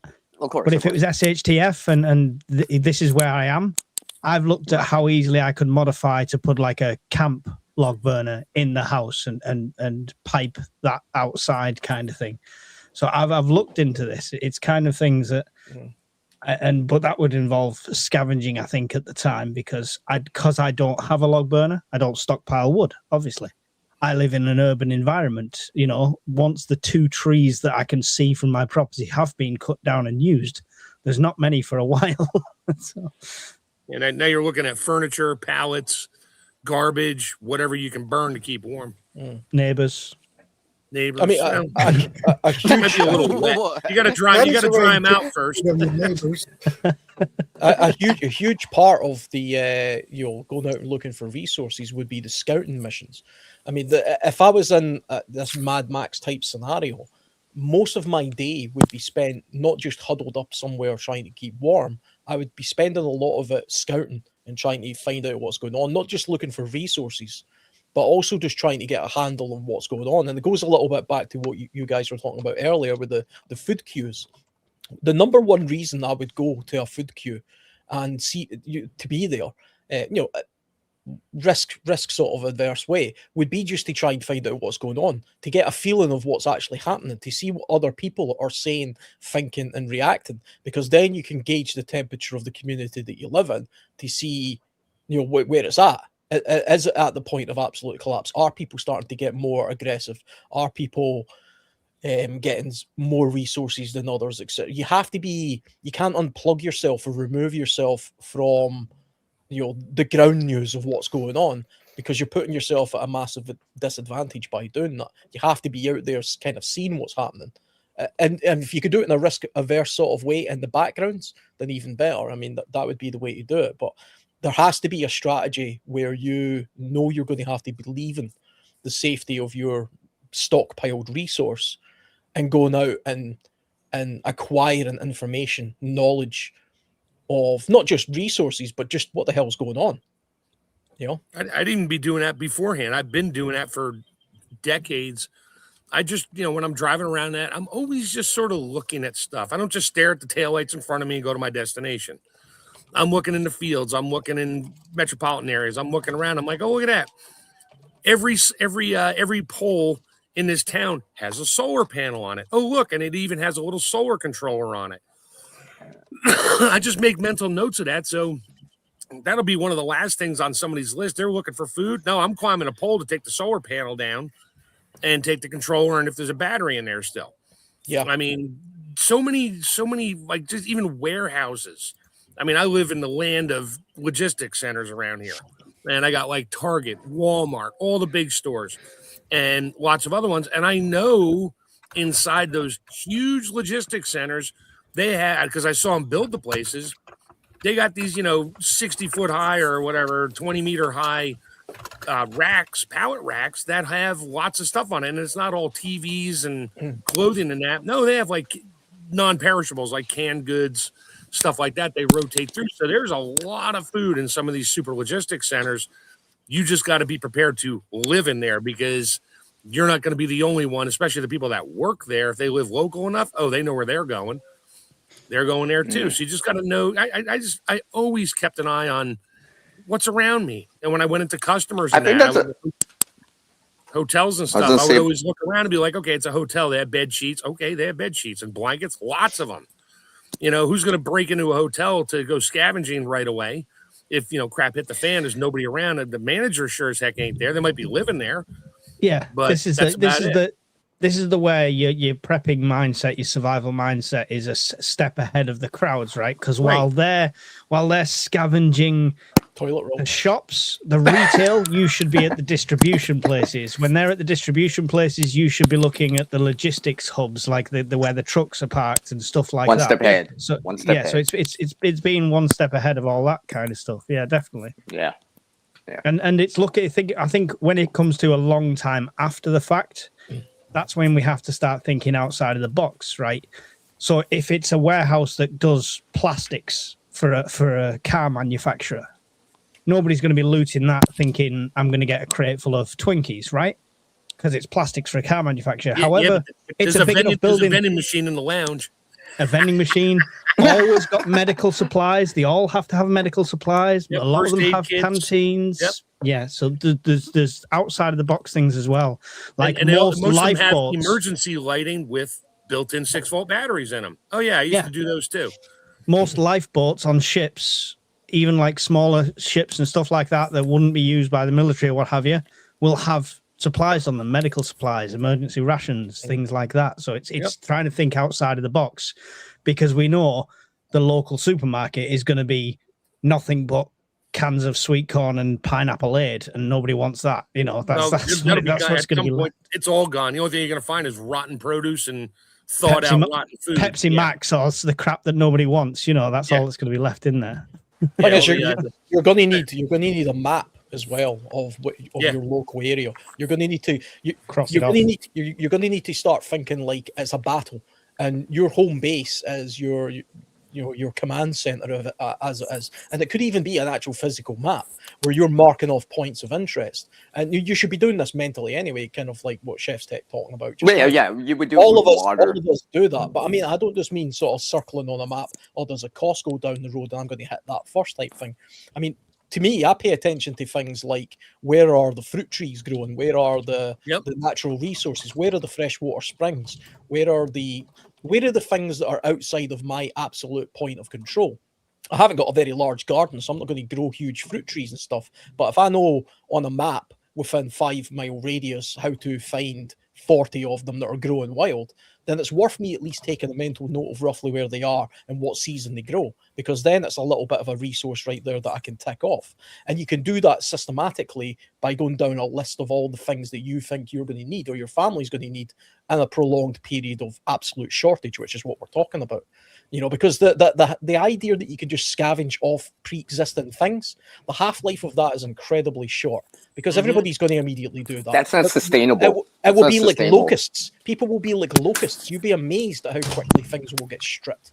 You know, I've been to places in the world where there's been great conflict in a short period of time, and the metal barriers in the central reservations of the roads had been removed because people were selling it as scrap or using it as tin roofing. You know, and people are resourceful, so they will go to the thing that they know there's a resource there. If you work on the railway line, for example, you know all the resources that are there, and you're going to take full advantage of that. So you might be thinking, well, I'm quite a clever guy, you know, I think outside the box, and I know all that, you know, that machinery and medical supplies is down there at that railway line. Most other people won't know about that. Well, yeah, most other people won't, but all the railway workers do, and I'll be one of their first points of contact. You know, yeah. Even like gasoline, everybody's like, "Oh, all the new car dealers, all those cars have full tanks of gas." No, they don't. You're lucky if there's a couple liters in there. That's it. Well, yeah. It would just be a waste of money to have them full of. It'd be a waste of people time. People are assuming that. Right? There is some fuel, but you're not going to siphon out of these new tanks. They're siphon proof. You need that. You need to know how to extract whatever fuel is in there. And I'm not going to say how, but there is a way to do it. It's just messy. And let's just say most 99% of these fuel tanks now are plastic. So there is that. But that's like last on my list, or maybe somewhere in the middle of my list. If I need fuel, yeah, I know where to go. I got a lot of car dealers around. There's a lot of used cars have more of a chance of having more gas. But even that, under the hood, guess what? They all got a battery. I mean, I can go down a million different avenues of what stuff is where, why, how. Well, I probably could go there too more. I probably could go there too. I mean, like there's resources like in everything. Friends, you know. Vehicles have resources too, right? Yep. Yeah. A building has resources. It's just what you want out of it, right? I mean, well, because we were saying about like being one step ahead, right? So while they're at said grocery store, we're already thinking ahead towards the warehouse. The next thing past that, right? So we're staying one step ahead, right? But there's gonna be like, let's just say this is a global, more national thing, right? Not regional or, you know, just in one city or whatever. And it's lasting, let's say, months, years, whatever, right? There's gonna be a certain point where all that easy stuff that's already pre-manufactured, pre-made won't be there anymore because it's been scavenged already, right? It's gone, right? So all the basic well-known places that the average human knows where they got to go to buy something, those are the first places they're going to go. Yeah. They're going to go to the supermarket. They're going to go to Walmart. Because they're going to go what wherever. They know, right? That's what they know. Right? They know there was stuff there, so maybe I'll get lucky and there'll be stuff there. Yeah, and this is why we prepare stuff so we don't actually have to do it. Isn't that right? This is why we prepare water and food so we don't actually have to scavenge for that right away, and we're in the next step, the warehouse or something else, right? Chef, we're looking at the next thing. Yeah. Chef, I've got my 100% chicken breasts for freeze dried, so I can scavenge that. I've just got to taste it. So once you open it, you got to eat it within a reasonable period of time. Once you open it, it doesn't have a shelf life anymore. How do I hydrate 10 grams of chicken? So chicken is meat. Meat will only absorb whatever water it needs. Unlike mashed potatoes, I do because I freeze dry my own mashed potatoes. If you add too much water in there, you got mashed potato soup. But with meat, I do it. I freeze dry beef all the time. I sous vide it so it's like medium rare, and then I slice it thin, freeze dry it, and I pull it out of the pack. I just dip it in water that is the same temperature I would have cooked the meat to, because any more than that, I cook it. So if it was 130 degrees Fahrenheit, I make 130 degree water, dip my meat in there, rehydrates like instantly. And now with your chicken, you just keep adding some water to it until you see a little puddle in the bottom. You're good. And then drink the water because it's chicken water. So yeah, I'm going to attempt at freeze dried chicken. How much does that equate to? Like raw weight, like a pound or 1,000 grams or something? There's 10 grams, just the weight of the dried. So I have no idea. It doesn't. Hey, WD Glock and Roll, good to see you. Yeah, and it probably tells you on there. Just add whatever water's needed. It doesn't give you a specific number. Right. Yeah, So you can't requires minimum overwater it. Yeah, that's what we're saying. It probably says requires minimum 200 milliliters of water. So okay, start with 200. You always want it with other foods that you're rehydrating to, like my stew and a lot of my cheesy beefy mac, whatever I make. I weigh it before it goes in and I weigh it when it comes out, so I know exactly how many grams of water it lost. That's how much I add back. Yeah. I'll always start a little less, and then I can always add more. You ain't taking it back out once it's in there, unless it's soup. I freeze dry my own soups. So, but I know what I freeze dried was a 500 milliliter jar, a pint, and I'll freeze dry it in separate compartments, put it back in the jar. It only fills up the jar about a third of the way, but I know I just got to go to the coffee maker or whatever and just fill it up with hot water. I'm good. That's going to be exactly the way it was before it went in. So freeze drying is its own science, and rehydrating is too. But when it comes to meats and shrimp and stuff like that, which I do, no, you just have a bowl of water, throw it in there. It'll absorb whatever it needs. Take it out, your meat's done. Now, if you want to cook it, sure, do it don't try to rehydrate it with any kind of fat, like butter, like don't try to saute it before it's rehydrated because the fat's going to clog the pores. It'll take forever to rehydrate. So with the scavenging, how do we feel about eating pet food between us then? Depends on the manufacturer. Alpo's pretty good, but Dingy Dog is not the best. No, I'm just kidding. I don't know. I was like, how does Mark know this? Most cat foods have a human test, right? They are human edible. Yeah. A lot of them are, but it's also the environment. They can't make canned dog food in an environment that will make your dog sick and die, although there are lots of instances of that. It's the quality of the meats they use. The beef we eat is not the same beef they're getting, even though it says, it's chunks of beef. It's not really chunks of beef. It looks like chunks of beef, but it's not. It might be, but it's really crappy grade. It might have been bruised, when the cows are getting slaughtered or whatever. Yeah. It might have a huge contusion on it where, it's purple from the blood getting there in the meat. That gets not the grade A cuts, as they say, right? Not the grade A cuts. Like we're talking C and D grade, or what they call cut or canner grade, which is not meant for packing up as a steak and putting it on the shelf. Hey, Crick and Grind, good to see you. Same with chicken. Bruised chicken is notorious, and that gets used a lot for animal feed. It's bruised. It's got purple spots all over the breast meat. Yeah, they cut that stuff off, or they just throw the whole breast in a different grinder. That gets ground up. They bleach it out. So, the human, when they open their can of cat food with chicken in it, they don't see purple spots in the meat. So they do other things to it too, but it's fit for animal consumption. Sure.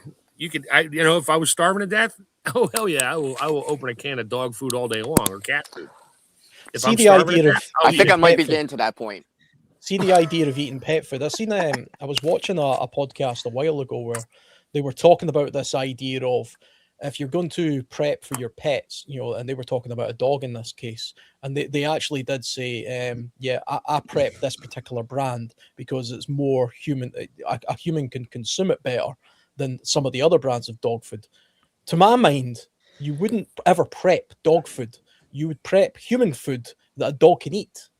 Right. And ironically, a can of dog food, say it's just ground meat.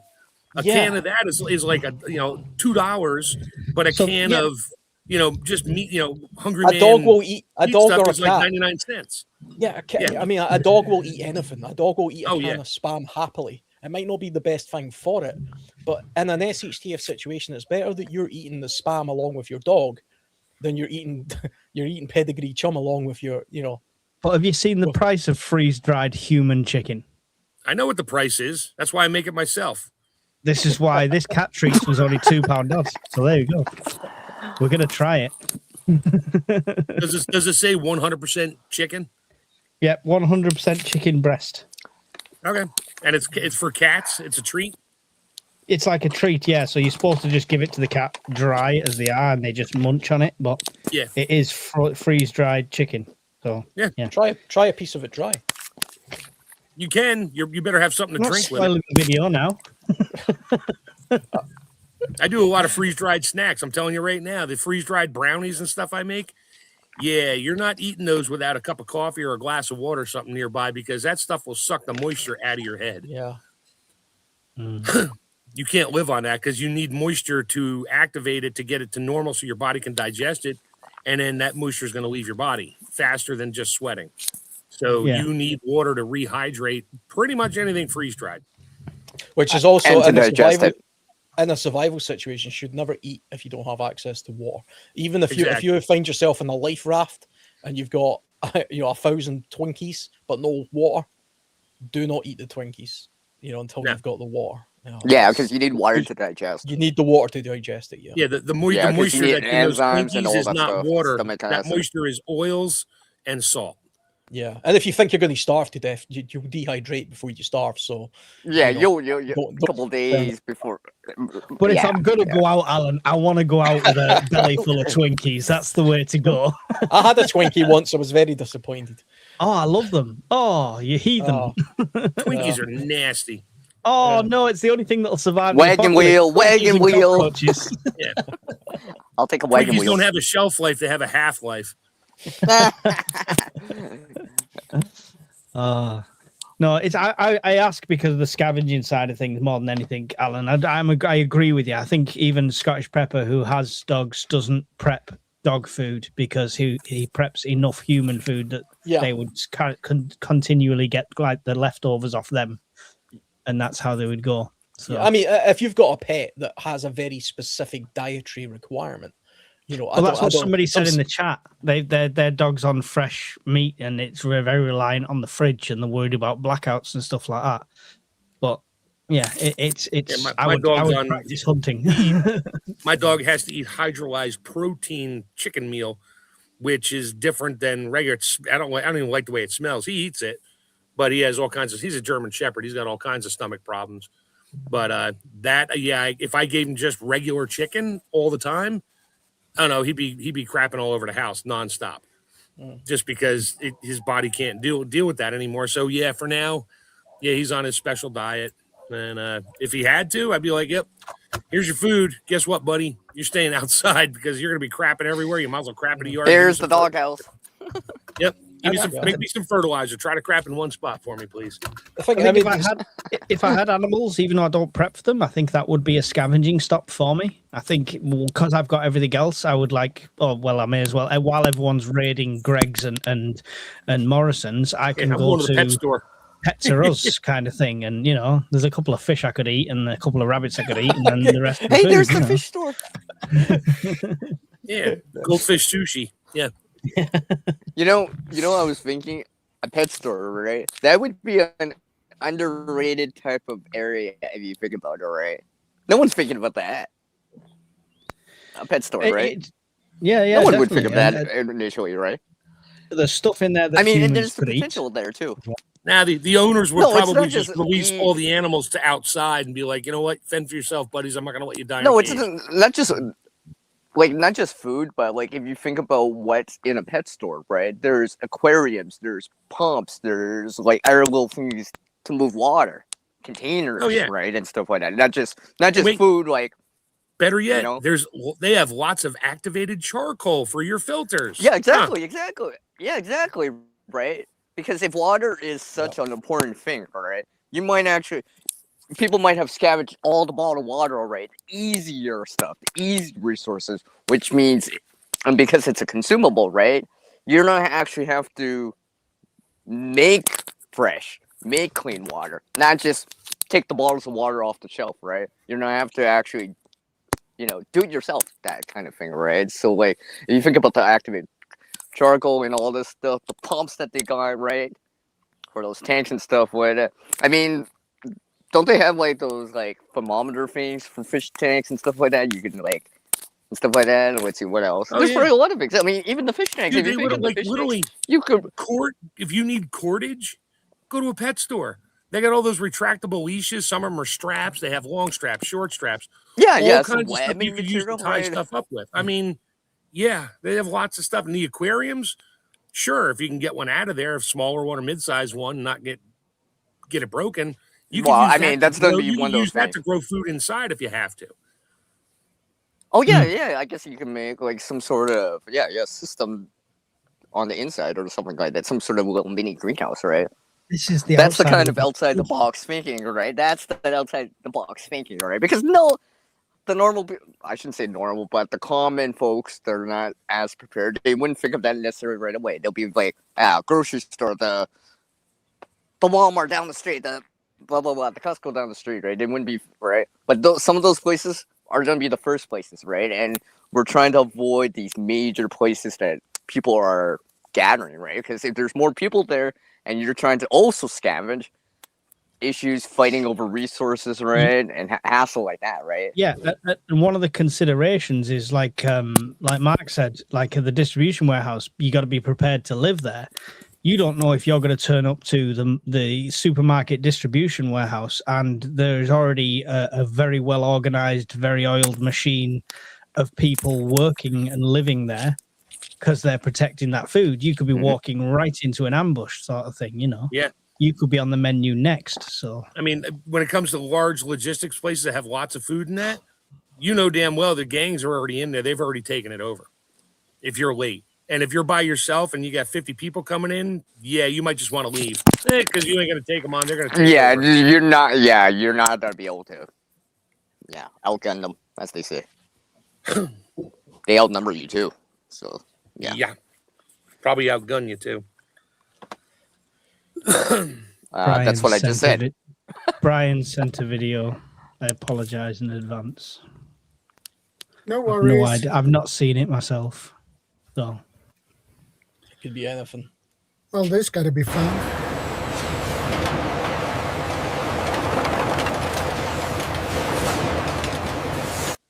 Uncle Mike's prepper meat. what was on the side of the truck? 100% donkey. What? Excellent. Thank you, Brian.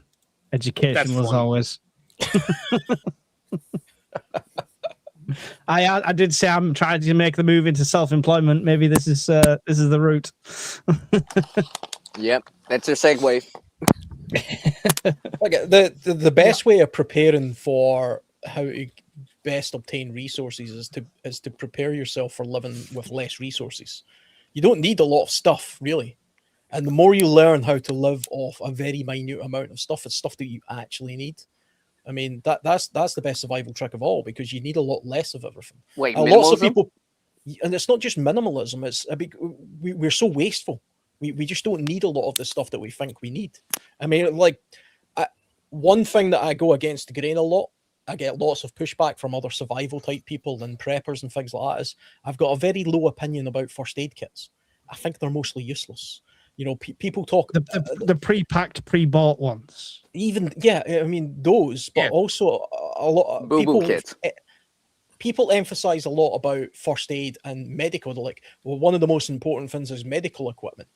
Is it really? I mean, unless you've got, forgetting the people who have got pre-existing proper medical conditions, like if you're insulin dependent, for example, yes, hoard as much of that as possible. But other than that, what medical stuff do I need right now? Yeah, there's people out there shouting right now, but what happens if you break your leg? Well, I've broke my leg. I'm just going to have to deal with it. But there's nothing I can prep that's going to make that situation particularly better. Yeah, really. you got tape or straps and some splints to try to set it straight. But I could make that stuff. You know, if you're resourceful enough, you know how to make that kind of stuff. Do you know what my? Yeah, I mean, I've got something similar to that, but like I see people talk about, you know, lots of like antibiotics. So the world will be short of antibiotics, which we desperately need, because we all know the story about how fantastic antibiotics are, and you know the human story. But I've had antibiotics once in my life. once. I don't need I'm rarely, antibiotics. if ever, on them. Yeah. Yeah, I don't take medication for anything at the moment because I'm lucky I'm kind of at an age and a health where I don't need anything like that. And anything I was to try and preempt now, if I was to start, hoarding heart medicine because I thought, well, you know what, I don't need it just now, but when I'm 70, I might. Well, it's going to be out of date by then anyway, so there's not a lot of point of doing that. Not if you freeze dry it. Just kidding. Yeah, a wilderness. See, to me, a wilderness first aid kit is a boo-boo kit, some duct tape, and a cotton bandana. You don't need anything else. Don't forget the crazy glue. Do you know? I'm not crazy about that. I'm not 100% into the glue thing. That's a little bit of a fad as well, to be honest. It was invented during Vietnam. Yeah. And the first words on the label says "Bond skin instantly." Used to be. Yeah. That's the important medical prep in my cupboard. What's that? Jack Daniels. Jack Daniels. You give them that. You give them that before you staple them shut. Yeah, that's a good idea because that will hurt to staple a wound. If you break your actual needs down, and it's obviously specific to specific people, but if you break your needs down properly, like literally just get a pen and paper and say, what do I actually need, today, and then for a week, then for a month, and then for a year, you will quickly realize it's actually very little. It's probably only 3 or 4 things. Can I push back on that for a second, Alan? You've got kids.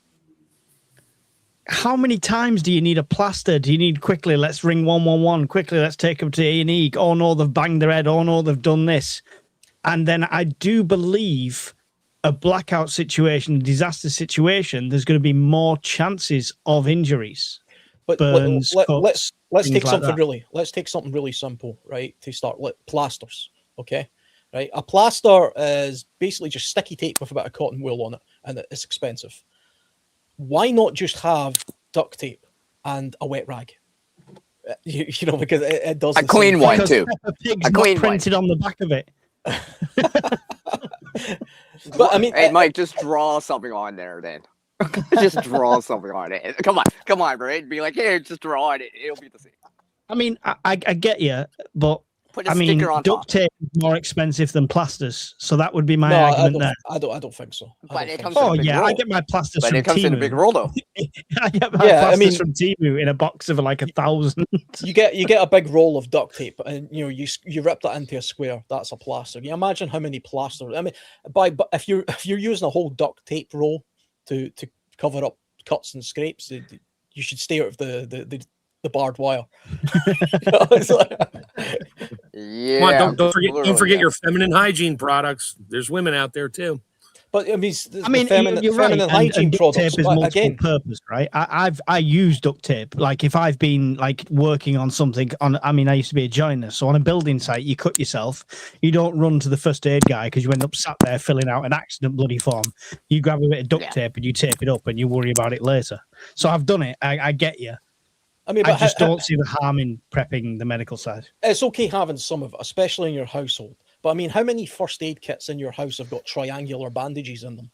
Who the hell ever uses a triangular bandage? What is the point of a triangle? What's the point exactly. of that? How many people have you seen who are basically hiking or camping in the woods and they've got an IFAK kit that has chest seals in it? Who are they giving that to? Are they chest sealing themselves? Because unless you're in a war zone, you don't need that. I've not gone to that extreme. If there's a point I need to use a chest seal, you're a write-off. Well, you could argue the same.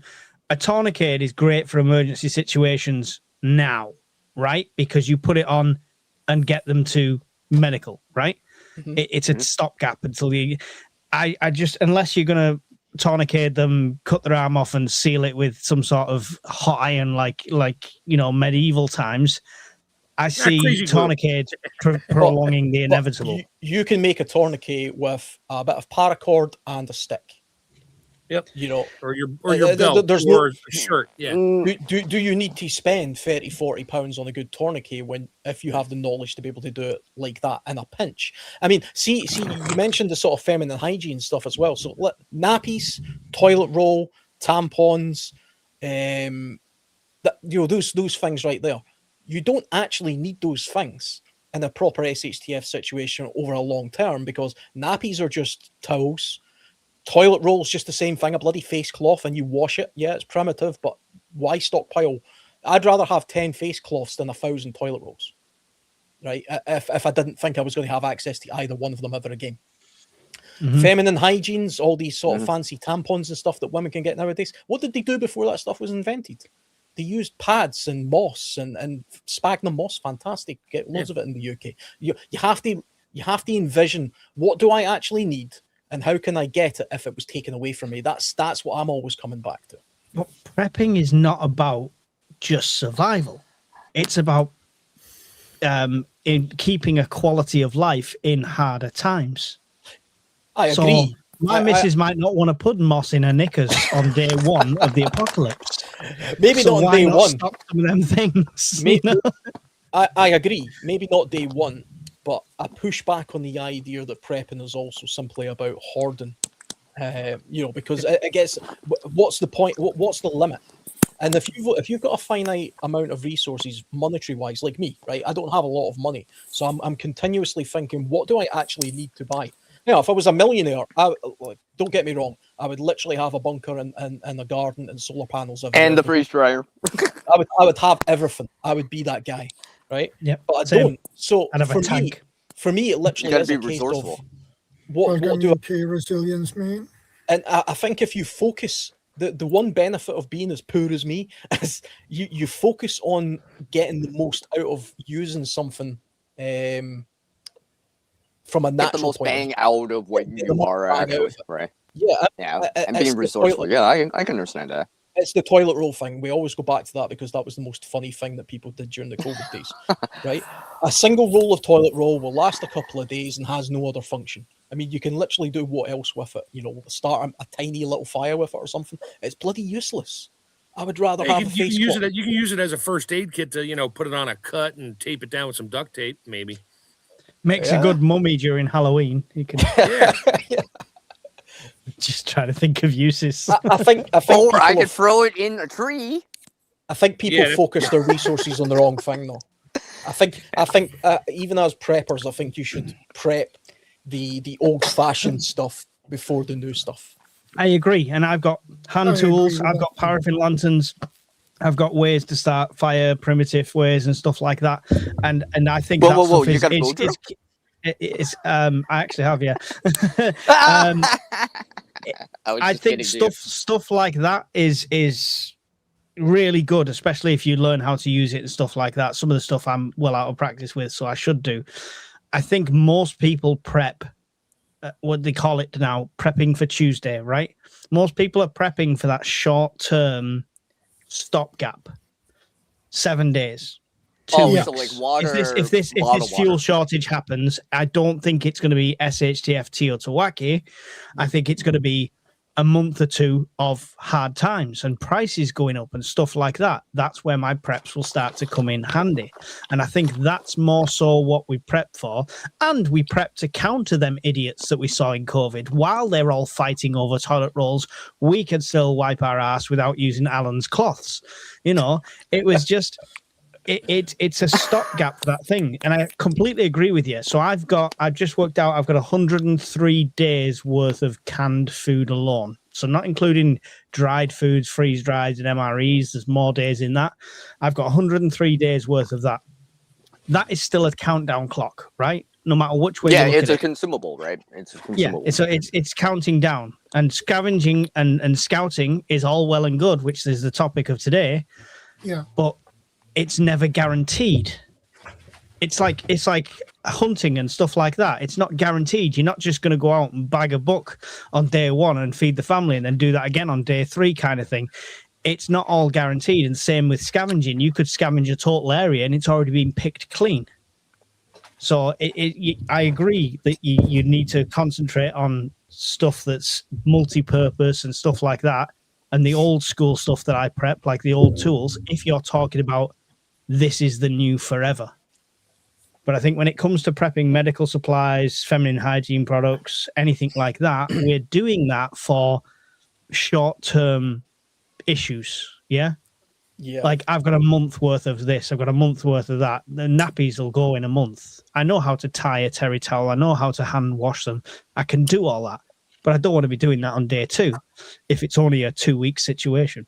It's the So it's the single use aspect of it that I want to try and avoid. You know, the idea that you can only you have this thing and it has a function, and outside of that function, even if you're very creative, it hasn't really got much else of a use. And usually the cost of it and the bulk of it, to my mind, is detrimental to prepping. Nappies being a key one. Everybody knows how expensive nappies are, how bulky they are, and all that kind of stuff. I couldn't stock enough of them for 3 months if I wanted to. I wouldn't have the room. We were on one of your firesides where somebody on the panel talked about stockpiling hundreds of nappies, and I remember thinking, well, that's the craziest thing I've ever heard. Don't do that. Just learn how to use towels. Learn the terry towel thing. And I'm guilty of it as well. I mean, during the C19 stages and the early stages of that, I went out and I bought a bunch of this kind of stuff. These are like industrial 3M face masks. Guess what? I've still got them. They're still here. 6 years later.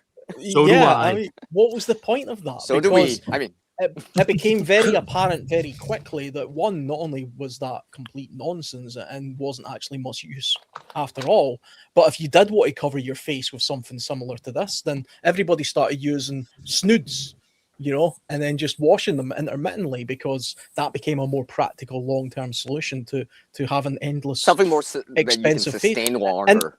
Right. And hey, I even went and got the boxes that were more expensive because I thought I was being kind of clever. Oh, I'll go to B&Q and I'll buy the ones that cost £6 because I'm smart. I fell for the exact same thing right when CV started and we started seeing the videos over in another country and said, oh, there's a case over here.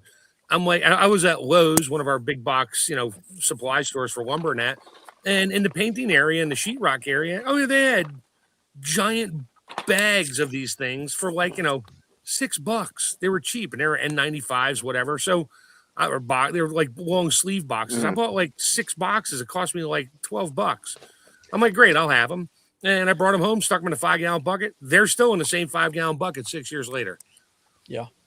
And will I use them? Yeah, I've actually used 1 or 2 every now and then when I'm on the tractor when it's summertime and there's no rain, a lot of dust in the air. Yeah, then I'll put one on for a short period of time, so I'm not breathing all the ragweed dust and all the stuff that my tractor's kicking up. And I'll wear it for them, but I just throw it right in the trash. Yeah. Yeah. I don't hang it from my rear view mirror like everybody else did and collect them like a badge of honor. Oh. Yep. My mom did that. She had like 80 of them hanging from her mirror. I'm like, why do you have those? Just in case. I'm like, just in case what? You got 10,000 at the house. You got 50 hanging in your car. And you turn the blower on so you're blowing the bacteria all over your car. We could do a whole podcast of the stupid crap that happened during that time. I saw people driving their car on their own wearing a mask. I'm like, that happens all the time. The windows closed. Yep. See, we've got a bit of a meningitis outbreak in the UK just now, and people are once again starting to walk around wearing face masks and stuff because they think meningitis is going to leak onto their face somehow. I seen somebody in Tesco the other day with a face mask on, and I don't know why. No, I still see the old people walking around with them on. They're like, "I'm just being safe. I don't want to get sick." It's like, yeah, I put up a chain link fence in my backyard to keep the mosquitoes out too. But that's besides the point. My sister's a nurse who was on the COVID wards, and she had to live in her own garage away from her family during the time she was working on the wards. She told me on the phone. She asked me if I was wearing disposable masks and stuff like that. And I said, yeah, just when I go to the shop and stuff like that. She says, put it on for the minimum amount of time and take it off as soon as you can. So more people will be getting sick because the moisture and they're inhaling and stuff like that. More people are getting sick. You're getting lung infections and they're blaming that on CV. Yep. Plus you're touching it and stuff all the time as well. You're These doctors in surgeries wear them for 20 minutes and then they'll change them. 20 minutes. And they wear it so they don't drool on you. Yeah, it's a splash guard more than anything. Yeah. I've just got it because I get bad gas with the amount of beans I've stockpiled. So that's for the rest of the family, just to try and, spray a bit of deodorant. So you tuck that down your pants to filter out the odor. Gotcha. Yeah. You're better off going into the pet shop and getting those filters, wow. the fish tank filters with the activated charcoal built in. Stick that in your pants. That'll work. That's an improvised sanitary pad right there as well. And do you know what? That's a marketing opportunity there. Activated charcoal underpants. I think it's a winner. I'm gonna. Well, you wanted to go work for yourself, right, Mike? Yeah. There you go. You should do some research. Remember to trademark Next it, video right? you Get a see patent will for be it. Mike in charcoal pants.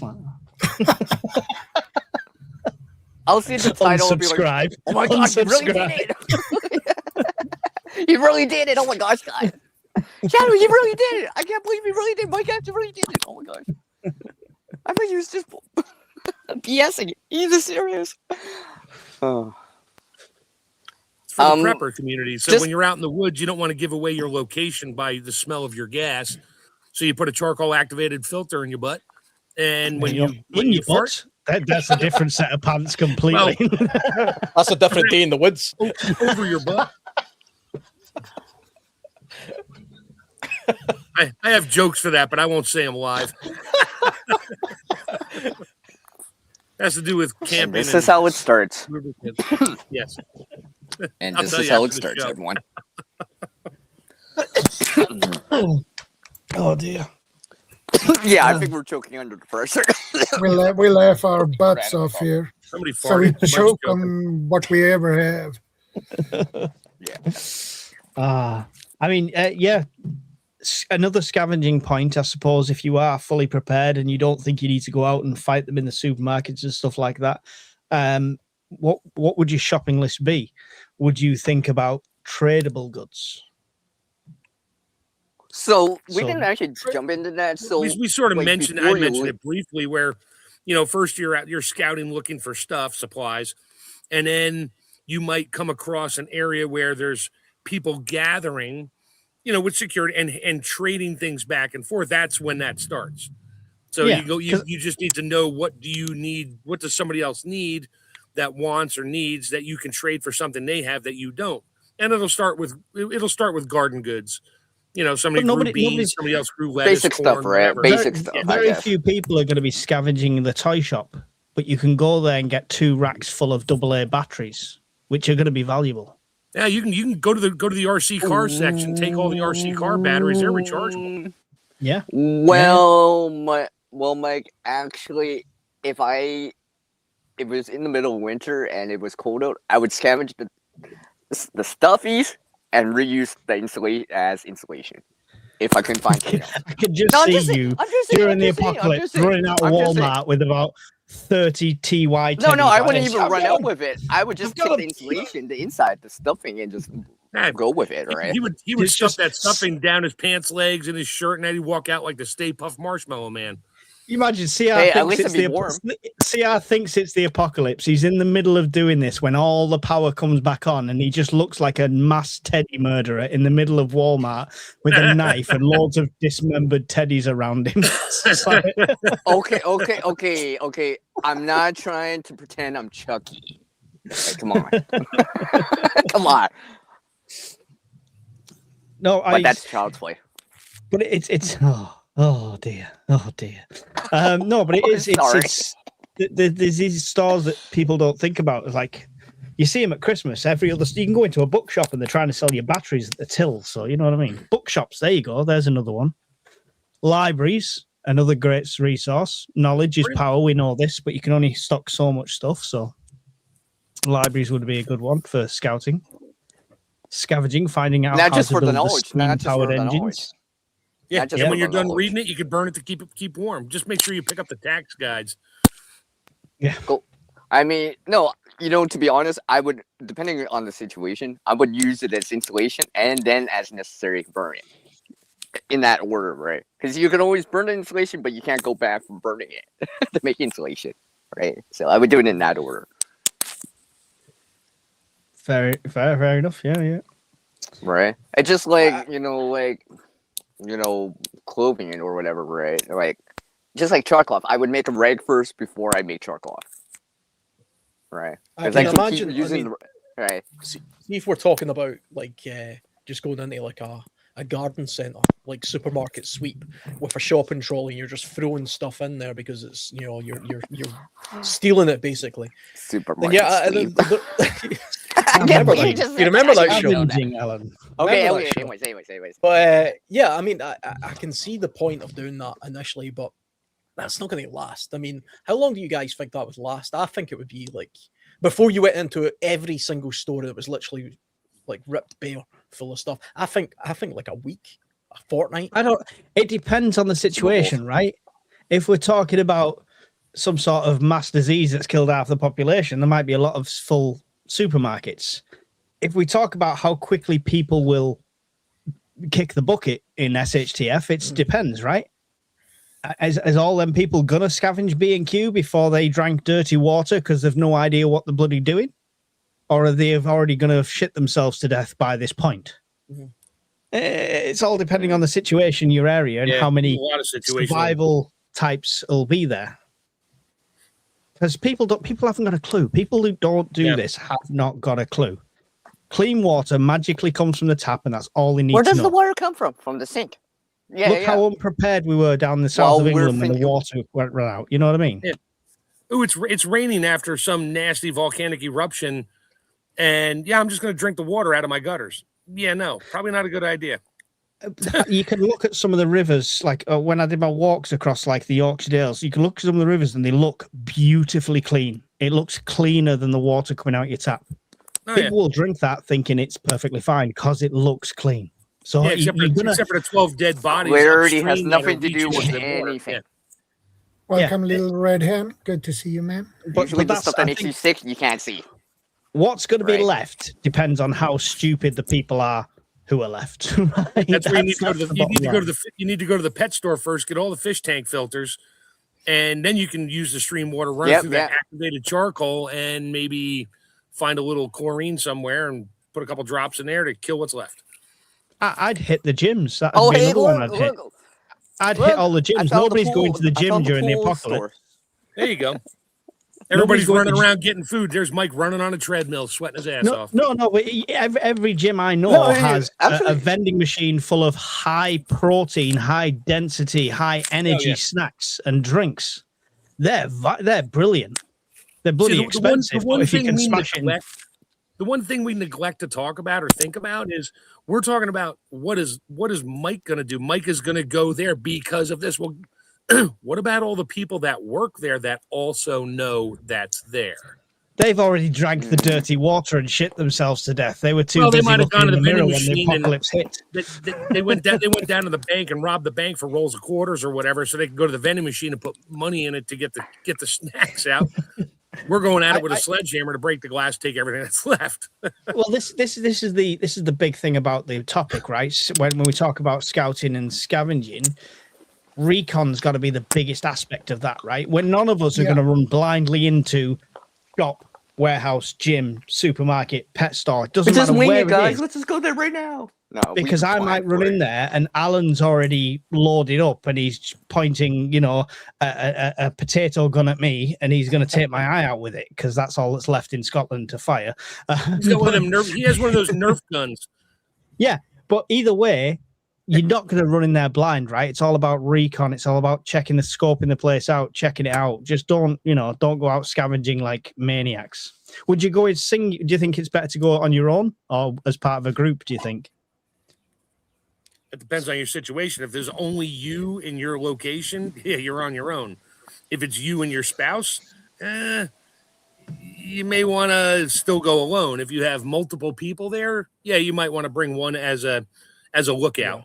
It's a force multiplier. The bigger your group, the more people you're going to go around with. And we're not the only ones that know easier to spot. If there's 10 of you scavenging, walking down, you're going to easily spot. So it's but if there's 10 of you, that you want to be spotted because that's the deterrent, unless there's a bigger force out there, a bigger force multiplier that's the biker gang is going to be given a big berth, when they roll into the small town because why take them on? Let them do what they're going to do, and that's how they would take advantage of that. That would be the same for anybody else, I'd imagine.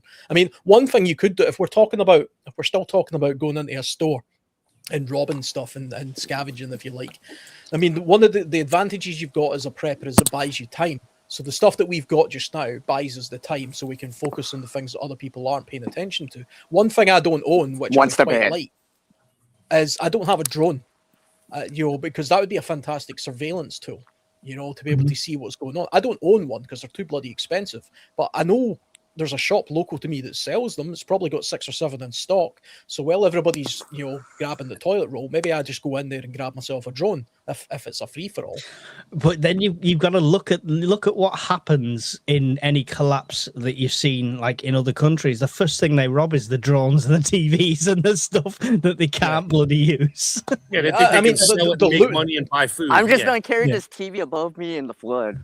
Right? Yeah, but that's the thing. I mean, there is a looting aspect to it. But on the other hand, if people are doing that just because they don't know any better and they just think, oh, it's a valuable thing monetarily, I can take advantage of that as well. Because eventually the guy who went into that store before me and stole all 6 drones, he's going to try and trade them for something or sell them for something at some point. And if I can kind of gauge who that is, eventually, give it a week, that guy's going to want some freeze-dried food. And I'll trade him some freeze-dried food for a drone, maybe. Barter. Because I mean, what else? He doesn't need 6 of them, and he's probably not going to use it for the reason I want it. He just wants to try and offload it and get rid of it. But from a long-term survivability or prepper point of view, he has done himself a favor in the short term, but that's not going to last long. Once he offloads those 6 drones that he stole from, the local Argos or whatever. He has nothing to barter then. He's got nothing else. I mean, whereas we've stockpiled on things that are actually useful. I've always said that if the apocalypse happens, one thing I would actually like to hoard is nails. People forget about how valuable nails are. Screws. Nails are better than screws. You're not making that in your garage per se, right? Because there's a tolerance for measurement and stuff like that. You can't. Some of the stuff you cannot make.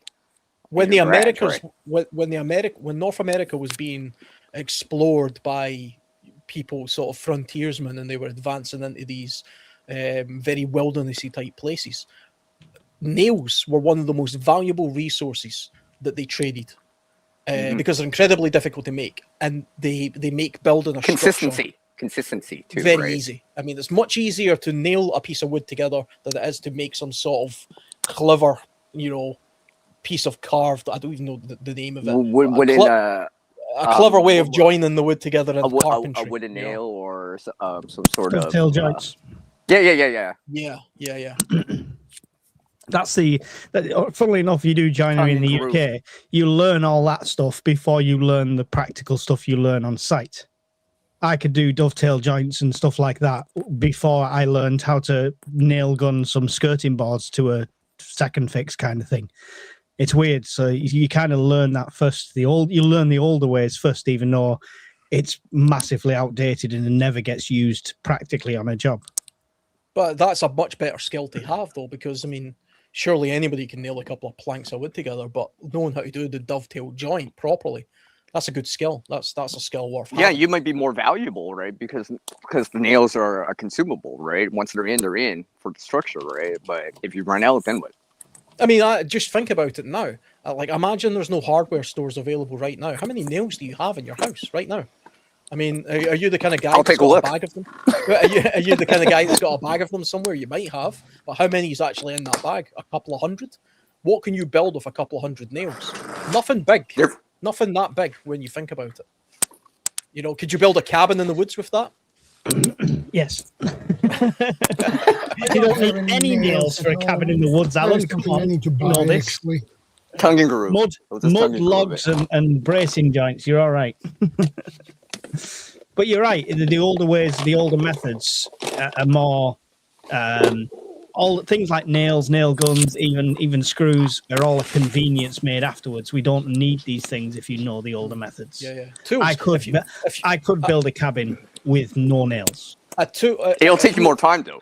If you have a tool, that's the trade-off, right? That's the trade-off. I mean, you could build a cabin, but you're burning far more calories doing that than what you otherwise would if you just had a bag of nails and a hammer. If you have tools that can make tools, or maintain tools, then that's very advantageous. I've seen people say that I've got You know, I've got 10 knives and I've got saws and I've got this kind of stuff. But yeah, but do you have anything to sharpen that stuff? Do you have a round file that can sharpen the teeth of a saw? Yeah. Sorry, what was that? I missed that one. That's going to be a very small cabin with that amount of nails. But at least you've got some. That's my point. I mean, it's a good thing to have. But hey, they're still straight, right? They're still straight. Yeah. Still usable, right? I mean, it's not like these are bent or whatever, right? And these are just extras, right? Nails are very scavengeable. Because you may actually need them to a certain degree, right? I mean, like if you've got a hammer, you can. For example, I wear glasses for. No, okay. Here's an example of something I may scavenge or whatever, right? Let's just say because I wear glasses, right? Something along the lines of that to be able to see to fix my glasses and such, right? Because I'm not an optometrist or anything like that. There's probably no way of me making that from scratch, right? Like, does anyone here know how to make glasses? That's the thing. I mean, we mentioned this in a previous conversation. If you are somebody who wears glasses, Ranch, good to see you. You should probably think about stockpiling a few of those at least at your prescription. Yeah, like I keep my backup glasses, right? The older ones. Yeah, just and in case, right? Just in case as well. Yeah, exactly, right? I mean, like with these little tiny screws, I actually have a pill bottle just for that because it's very useful when I actually need them because it's like a needle in a haystack trying to find one perfectly randomly, right? But I have a set that, I know these are small enough, right? For example, right? Especially if you're trying to repair something, right?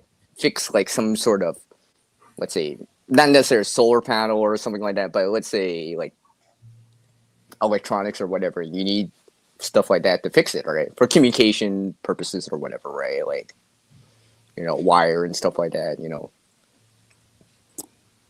Yeah, I mean, tools and ways to maintain them. Like I was saying, a wood saw is an incredibly valuable tool because wood is usually a resource that most environments have, and that will be the primary source of your fuel and your shelter. So a very good wood saw, not some flimsy thing that's going to break, but a decent solid wood saw is a good thing to have, but you need to know how to sharpen a wood saw. Just having a saw doesn't matter because after a year of continuous use, it'll be blunt as hell. So you need to have something like a round or triangular file that can sharpen the teeth of that wood saw. And that's something it's very hard to recreate a saw. You can. Anyone actually tried to make a saw from scratch? Try and make a file from scratch. It's impossible. Yeah, exactly. Right. You won't be able to do it. Is incredibly hard, right? Because modern society, modern conveniences allow technology like machinery, and stuff like that, accurate measurements of something, right? Because imagine trying to make a screw from scratch, right? You would have to make sure People forget how hard it is to come by things in nature naturally because it's just so readily available. Try and make a container in the woods. It's possible, but it's bloody hard. Oh yeah, it is totally possible. You can take birch bark or whatever, but I mean, do you know how many calories you'll burn trying to do that endeavor and how useless it will be at the end of it? And just have a stainless steel ball. Yeah, I mean, you can do that easily right now, right? But in a collapse or whatever, that might be one of those hard things to recreate in nature, right? This is why usually those like containers, cover, and stuff like that are for the 5Cs, right? Are usually hard to recreate in nature. Yeah. Yeah. Do we not think the stuff that the consumable stuff we have en masse in this country will last longer than most of the people, as I said, because of the die-off that we would have in a major collapse? I don't know how to sharpen a saw. 100%. In 2-3 years of joinery, all we ever did was every 3 months we'd buy a new Banco disposable saw, and you'd use it till it was not sawing anymore, and then you'd buy another one because it was like £3.50 at the time. I think they're about £6 to £8 now, but you know what I mean? It was a consumable that you would just rebuy at no point. I don't think. I mean, it's a great thing to do to an apprentice, though. I think that'd be good if you were a joinery apprentice and he said, "Sharpen all the teeth on that saw." Yeah. Can you imagine the realization? Make sure they're at the right angle. That's the other thing. Yeah. Can you imagine the realization of having, you know, a saw and being a carpenter, and you're out there building the cabin in the woods to, you know, protect yourself from the horde of zombies, and then you get to a point 3 months later where you're like, this saw doesn't work that well. Wait a minute, it's going blunt. And then you realize, wait a minute, how do you sharpen a saw? Yeah. You know, and my dad used to take all his saw blades, because he had lots and lots of saw blades for the hands, the radio arm saw, all the different saws he had and tools. And like every year or two, when he was down to his last couple blades, there was a guy in town. He would just drop off this giant box of saw blades, and he'd call him up a couple days later and be like, they're done. He had the machine to sharpen the saw blades, whether it was carbide tip or regular steel blades, whatever it was. And we didn't think anything of it. I mean, I've sent my blades out for my edger and or my planer. I've sent those out. I mean, I knew a guy who knew a guy, so I just gave it to him, and he gave it to this other guy. He sharpened them up and called me on the phone. So that'd be $20. I'm like, all right, fine, here you go. Then I put a nick in one the first day, but that's another story. Whoops. But buying a little set of files that you can do things like sharpen saw blades is a fantastic investment. They're not overly expensive. They'll keep forever. Mine are in the shed. I'll be honest, and the whole time I've owned them, I've used them once. You know, I bought them years and years ago because I went down the rabbit hole of how do you sharpen a saw? And then, of course, I went and bought all the stuff that you need to do it, and I did it once. I've never done it again. But I have the resource there, and I have the feed, the distant memory of how to do it. And those are the kind of things you have to think about when you're looking at the object that you've got, and you think this is a useful thing, but will I be able to either scavenge it in the future or maintain it? The maintenance of something goes a long way. I mean, like you're saying, Mike, as well, about there would be an abundance of stuff. I kind of think that as well, but I mean, have you ever done any urban exploring where you go into an area that's been just, you know, they've shut the gates and says, right, we no longer need this factory? It's incredible how quickly nature takes over, and every single thing in there just becomes a rusty, horrible mess. The roof falls in, plants grow out of everywhere. I found a saw, but it's bent in half. I don't know, right? I implore everybody, do this one thing later on when you go down the rabbit hole on YouTube. See, after the Fukushima, was it the Fukushima nuclear power plant in Japan? Fukushima, yeah. Fukushima, right? They cordoned off an entire area around about it, right? There was nothing wrong with the area. They just said, right, it's a dangerous zone, you can't go there. Supermarkets and stuff. Take a look at the videos of what those places looked like after just 1 month. The supermarkets were revolting. Not a single product in there was usable. Nothing. It was contaminated. Mold was sealed off. So mold is growing everywhere. Canned goods didn't last because the moisture destroyed them, because the environmental humidity control of the supermarket wasn't on. And the building was designed to be continuously kept at a particular temperature and humidity. Once you remove that, nothing works, because it's kind of like somebody who says, "Oh, a bottle of wine will last 100 years." If it's in the perfect storage conditions, it will. If you buy it from the supermarket and stick it on your lounge table, it will last about a month and then taste like vinegar. You know, it's like that with all things. It's a good point, and especially in the UK, we have a moist environment already, right? So as soon as them controls are gone, then it's what would be left to scavenge is a really good point. And the other thing as well, if it was something like, let's say it's a contagion for some reason, right? And you know, us five happen to be immune because we're the heroes of the story, of course. Of course.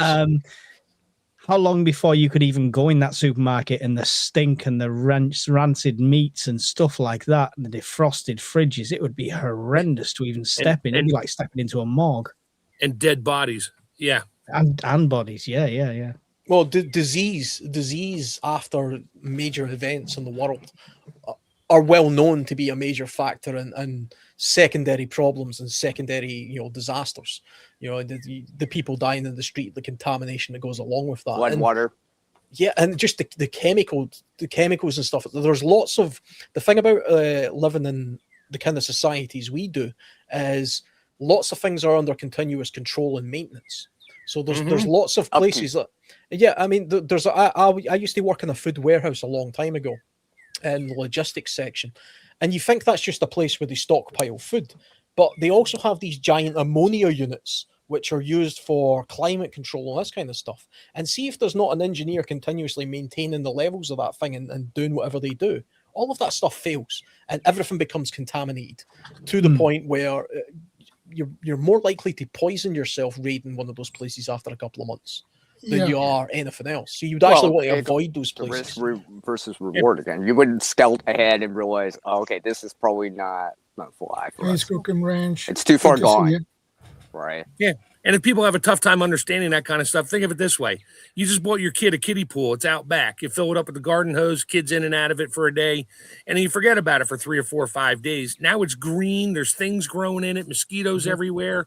Yeah, you ain't drinking that water. Oh, look, there's a raccoon in there. Yeah, there's a raccoon in there. Crap, he was trying to clean his cotton candy. Right. It only takes a couple of bugs or a dead bird or something to go in there, and that's it. It's then that it changes it. Yeah. I mean, take. How does the dead bird go in there? I tell you what, actually, it was alive at the time. see, even a lot of the stuff when people talk about, they talk about storing their stuff. And some people do this. They're like, I've got a food cache. I've got all these cans, and they're in my shed. It's not that well controlled, though. The environment in there is probably not that. If you've got a garden shed and that's where all your preps are, and you're in and out of there all of the time, and you're heating the place up, and you're looking after the place, and you're rotating the food, hot, cold, moisture. You're maintaining that. Try just leaving it alone for a year and see what happens to it. Because of eventually it's going to degrade very quickly. The bugs are going to come in. There's a bunch of cobwebs and all this other stuff. Plus, you've got opportunist animals like a rat or whatever, or a mouse. Realize there's no human here. I haven't seen a human in a month. I'm going to slowly dig my way in and start doing my own thing. And I don't think people realize just how quickly things deteriorate without the continuous upkeep of people. And a lot of the people that are upkeeping this stuff are invisible to us because it happens in the background. Everybody's got their job and nobody knows what the other person's doing. It's blissful ignorance. It's kind of like it's just like the water treatment, right? There's people there doing some of the work. It needs the grid to work, right? I mean, like without it, a city or a town is kind of without a paddle. I do a little bit of urban exploring for fun, and I find it incredible that I go into a property sometimes that's been abandoned for like a year, not even a long time, a year, and just how run down it is, just how disgusting. It's uninhabitable after just a year, and it's not like the window's been wide open; the place is sealed up. Yet for some reason, it's disgusting, and it's disgusting because there's no environmental controls. That's the problem, and things will just take over, and that will happen across the board, worldwide. The mice have found holes in the wall, and they got in. Yep. Nature takes control. Nature takes over. There's weeds in the building. Yeah, if you've got a garden, try not doing anything with that garden for a year and see what happens to it. Leave it for 10 years. That happens over the winter time here for me. I pull my stuff out next spring. Like right now, I'm looking. I got weeds growing everywhere. It's all the same weed, and they're a pain in the butt to pull out. But yeah, that's why I'm staring at it literally right now, just dreading having to go up there and spend 3 hours just ripping weeds out. But I know when I'm done, I can now start planting all my stuff.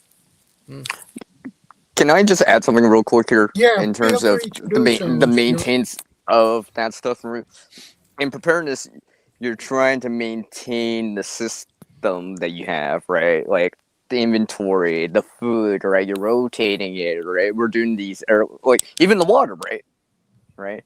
After a while, right? You might have to check back on it, cycle it, right? You have to maintain that cycle of it, right? Maintain the tools, right, and stuff like that. Even clothes, right?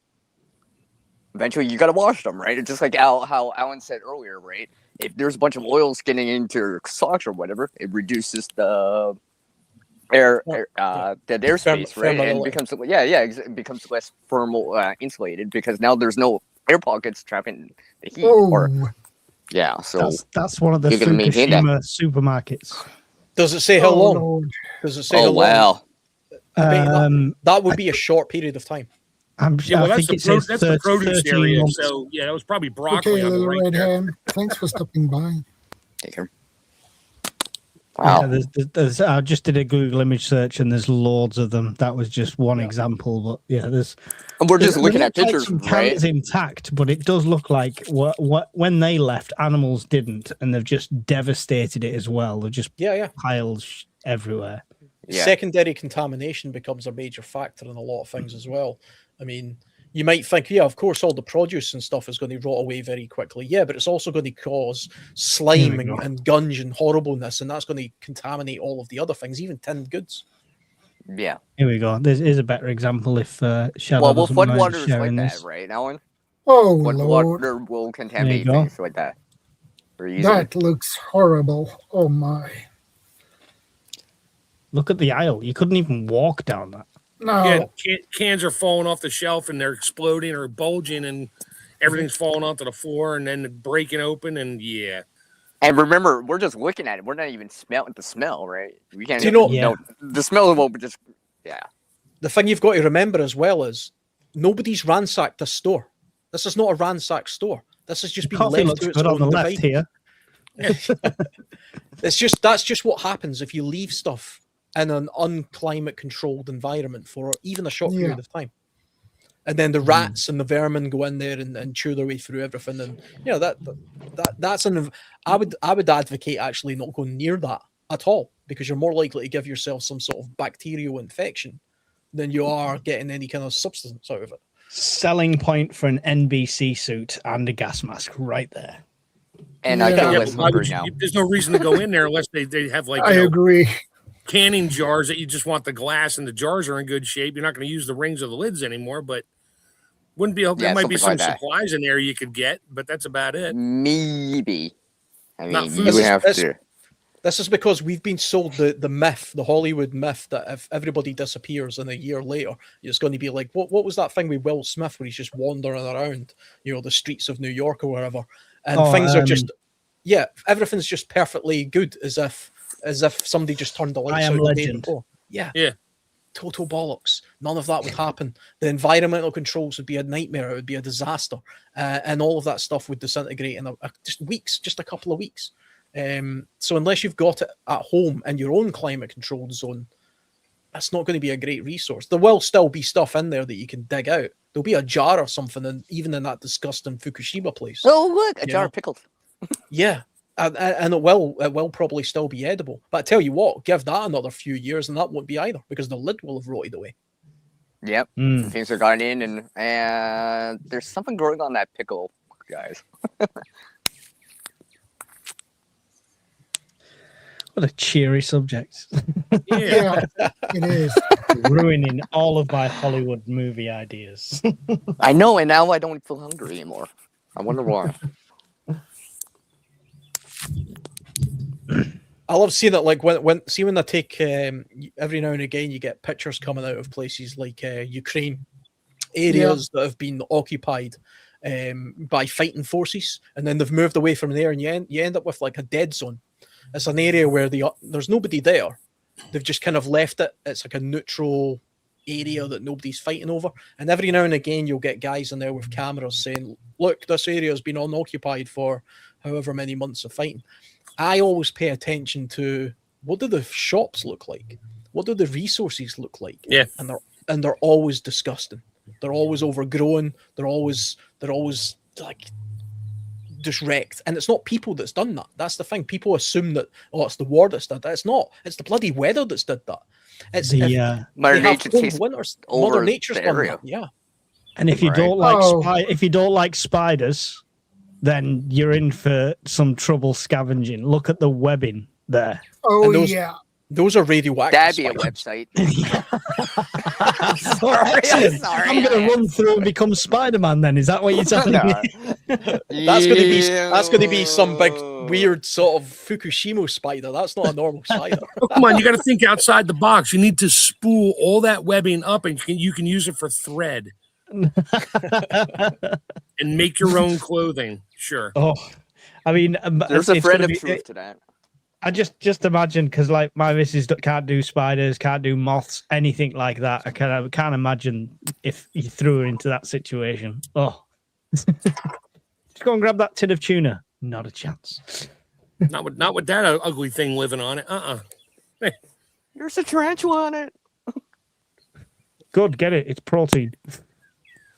Yeah. Do you that would how bug me. you would feel when you ate it. Do any of you guys have buried caches by any chance? I have a whole cache at my cabin. in a barrel. Yeah. It's not buried, but it's in another location. I've got some buried caches. I've had them for a few years. That was the thing that first kind of got me into the prepping thing, was I started burying these caches. I checked on one of them a few months ago, and it's been buried for about 19 months. It's been buried. Everything in it is okay, right? Everything in it is kind of edible. It's sealed. It's in a blue barrel, and it's literally in a relatively climate-controlled area because it's pretty much underground. There's only a foot of dirt above it. One thing I did notice though was, see the way that I'd stacked the stuff in. I had a bag of rice in there. The rice was burst. It was burst open, and nothing had got into it. It was just the compression of all of the stuff over that 19 months, I think, has kind of just pushed it to a point where it's burst somehow. Just hit breaking point. That's worrying, because one of my caches is all MREs, wet meals. So if one's burst, well, that's the thing. It got me thinking, because I mean, I was okay with it because the stud, so they should be okay. It was kind of okay, because I'm thinking, okay, it's a bag of rice, although you do get a fungus that grows on rice when it's exposed like that. That can be there could be weevils that are in the rice if you didn't freeze it for a day. That as well. Yeah, then you got weevils and stuff that grow in there, and that might have been what burst it, because they all hatched, and the expansion of that popped the bag open, and then they all died because there's nothing left to eat. So, they just died for lack of oxygen. Yeah. Yeah, I mean, I didn't freeze it because that's not something I prepped beforehand. So that could, in fact, be the case. I was thinking it was the pressure of all the, because I had tools and stuff in there as well. And that stuff was at the bottom. I'm not entirely sure what it was. I replaced it out and I rotated the stuff around. But it does get you thinking that you only need one bad apple in your barrel, and it spoils the whole thing, So you do have to be careful about that kind of stuff. Don't keep all your eggs in one basket. And check on your stuff. I mean, I was. The one that I checked is the oldest one I've got. That's why I wanted to check on it, and I was mostly pleased with what I had. But I did see that damage to the bag of rice, and that's something to think about. Well, yes, Alan, you can eat weevils. They are not poisonous, harmful, or dangerous to humans if consumed, and they provide extra protein. So don't worry about it, guys. Eat your weevils. Don't freeze your rice. You can start with that if you want, Mike. You can start with that. You lead the way. You start first. What's black bits in my rice? That's seasoning. Just eat it. Yeah, you taste it. You taste this first. How's it taste? There's something else. There's something else you can get from rice. I can't remember. I would need to look it up. I don't know. Maybe somebody here knows it. There's something that grows on rice. Is it the same? Because pasta has the same thing, and it's actually killed people who have left pasta out and then ate it. After rice is cooked. If it's not refrigerated or eaten, there's all kinds of things that grow in it that will make you violently sick. Yeah. To answer your question, student in the UK that died from eating pasta that they tubbed up, but not refrigerated or anything like that, and just left it on the side, and it'd been there for a few days, and they ate it as like a snack, or I can't remember how long it was there, maybe a week. Ew. And they ate it as a snack, and they were violently ill, dehydrated, and died from it in the end. Well, it's like Chinese food in the fridge, that you've put in there, and then you're picking at it 2 days later type thing. It's a very sketchy thing to do. The Chinese round here, it's a sketchy thing to eat when it's delivered fresh, so I wouldn't even dare eat it 2 days later. Pass. So, Alan, you were saying about the caching, right? I see, because here where I live, I see both cold and heat, right? So I have concerns about, is it going to be able to handle both the heat and the cold that I get here? Because I can see -40 here, but I can also see 35 Celsius here. -40 or 95 Fahrenheit. Well, I mean, right? That's a big extreme of change. It's the beauty of digging down and putting it into the ground. No, of course. Because, I mean, that's more climate controlled. So but there are ways. Well, see, the other issue I have with it is, if the ground's frozen, how the hell am I going to dig down below the frost line that's 6 feet down? There you go. That's the other issue in the wintertime.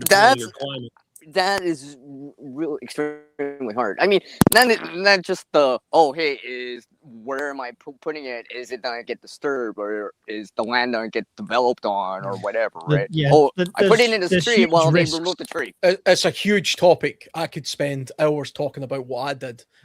Because I did think about things like, how do I dig that?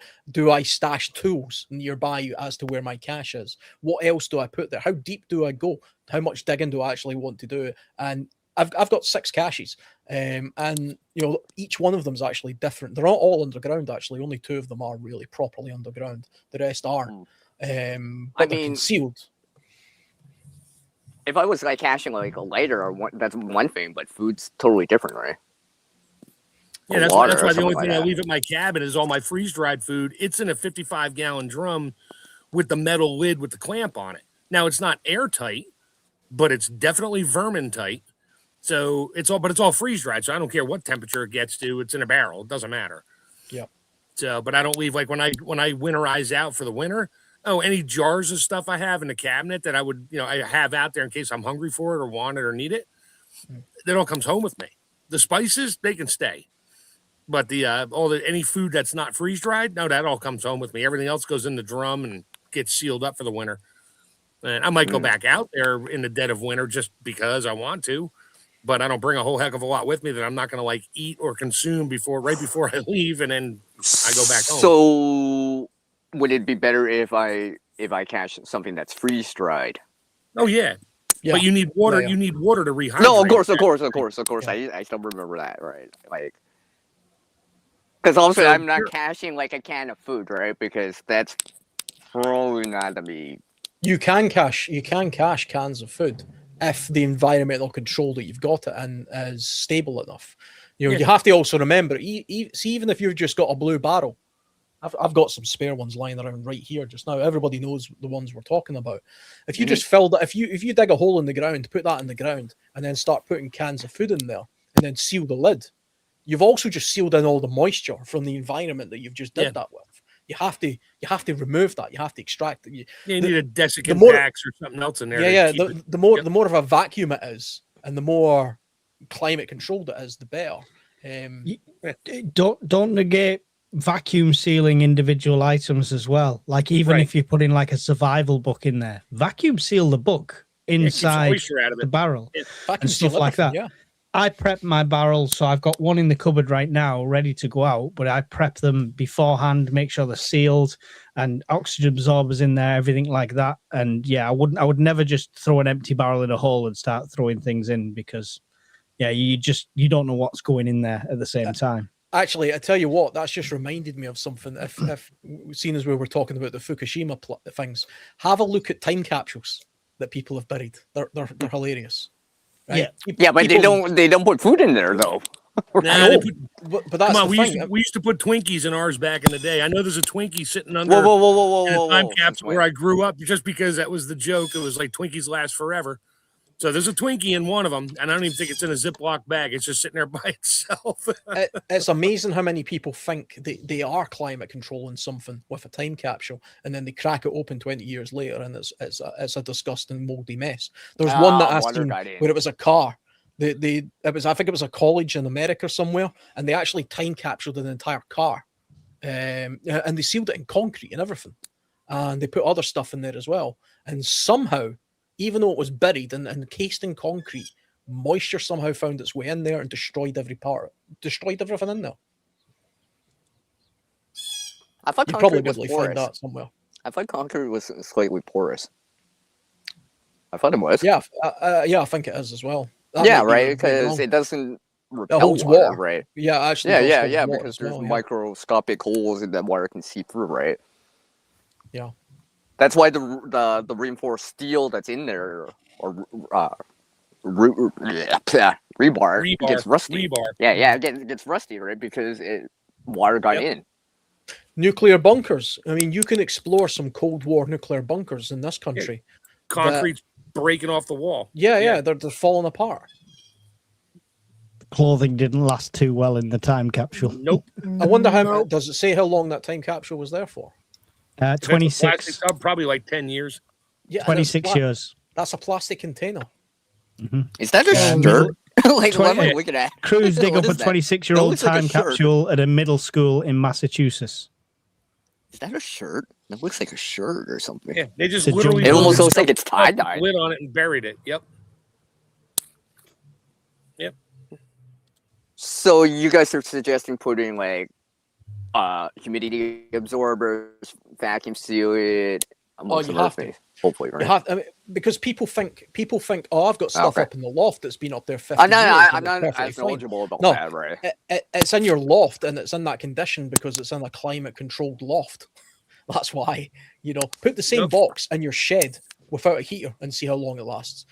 I've got a shed in my garden. I've got a motorbike in there and I've got some other stuff in there.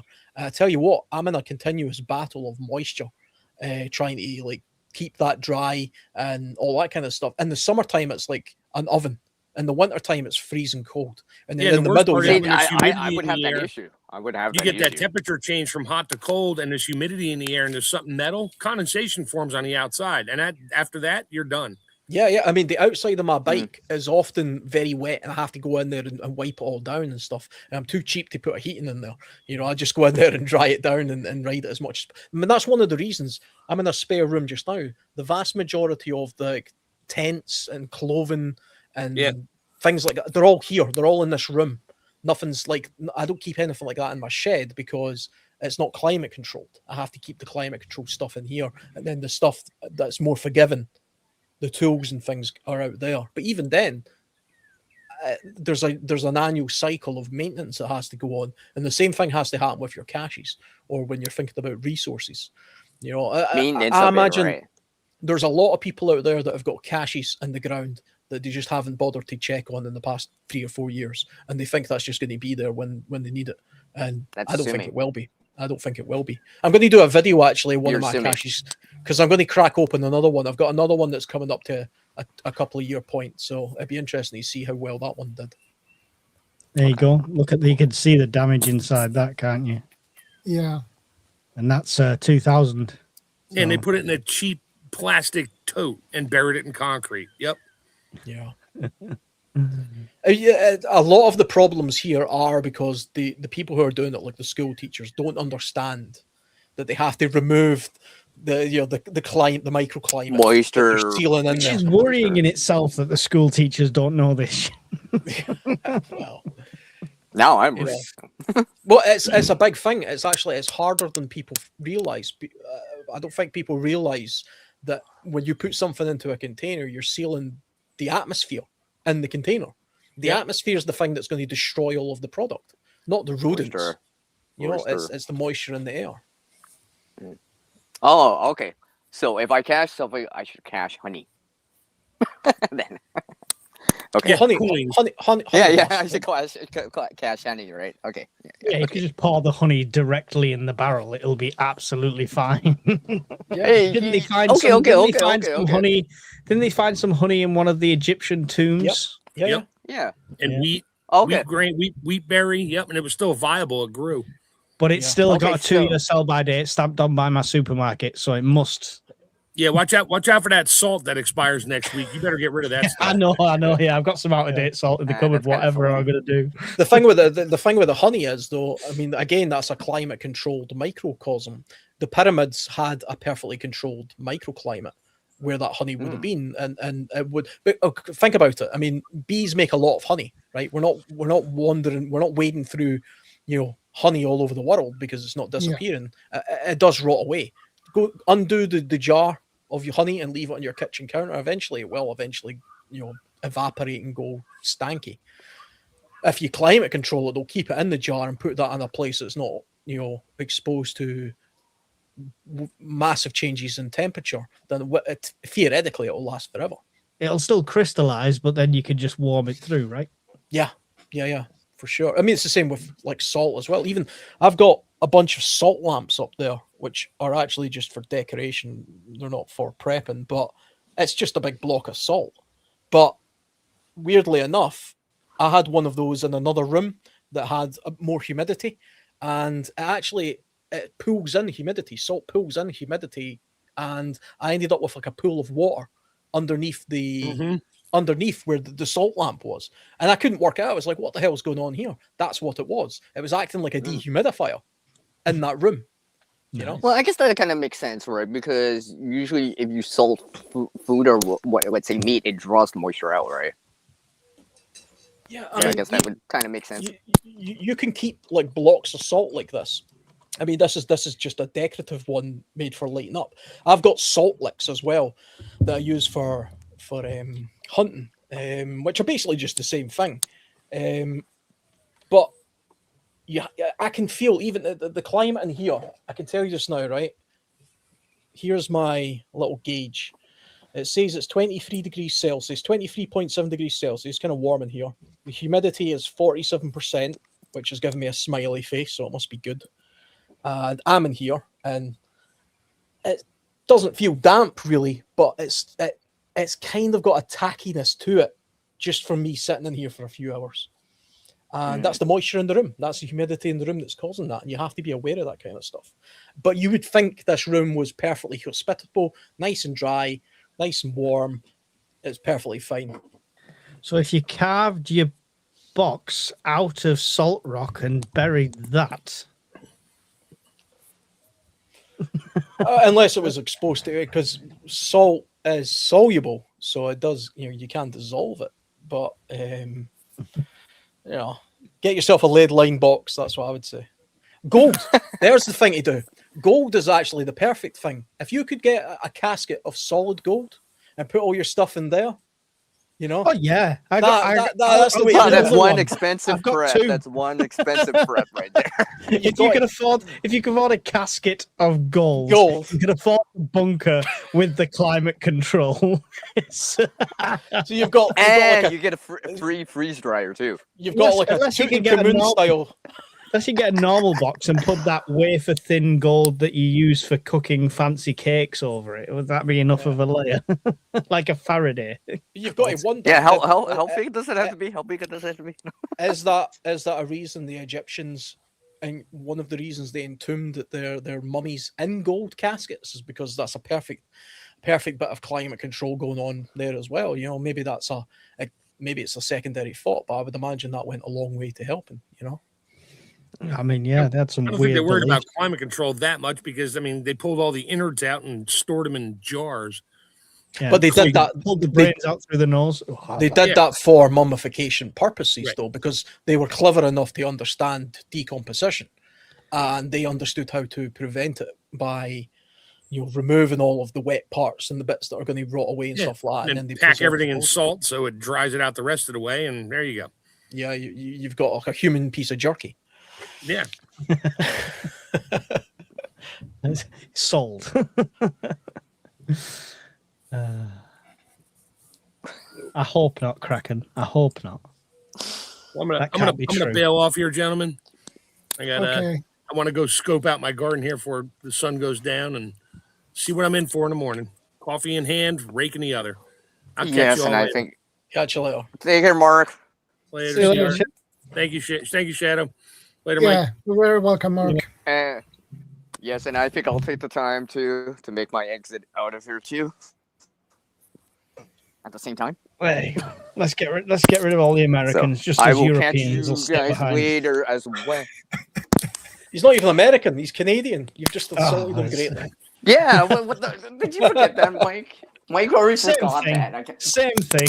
This is why I always have to tell everyone. Everyone always assumes I'm American. I'm not American. This is why I had to add a maple leaf to my icon. Everyone kept asking me, "What state do you live in, sir?" I live above the states. Anyways, I will catch you. So you're not American later, right now, okay. but give Trump another couple of years and you might be, so it's fine. Oh, whatever there, Mike. Whatever there. Hashtag Canada's not for sale. Sorry. Anyways, I will catch everyone later. And thanks for having me on. See you later. See you later. Later, everyone.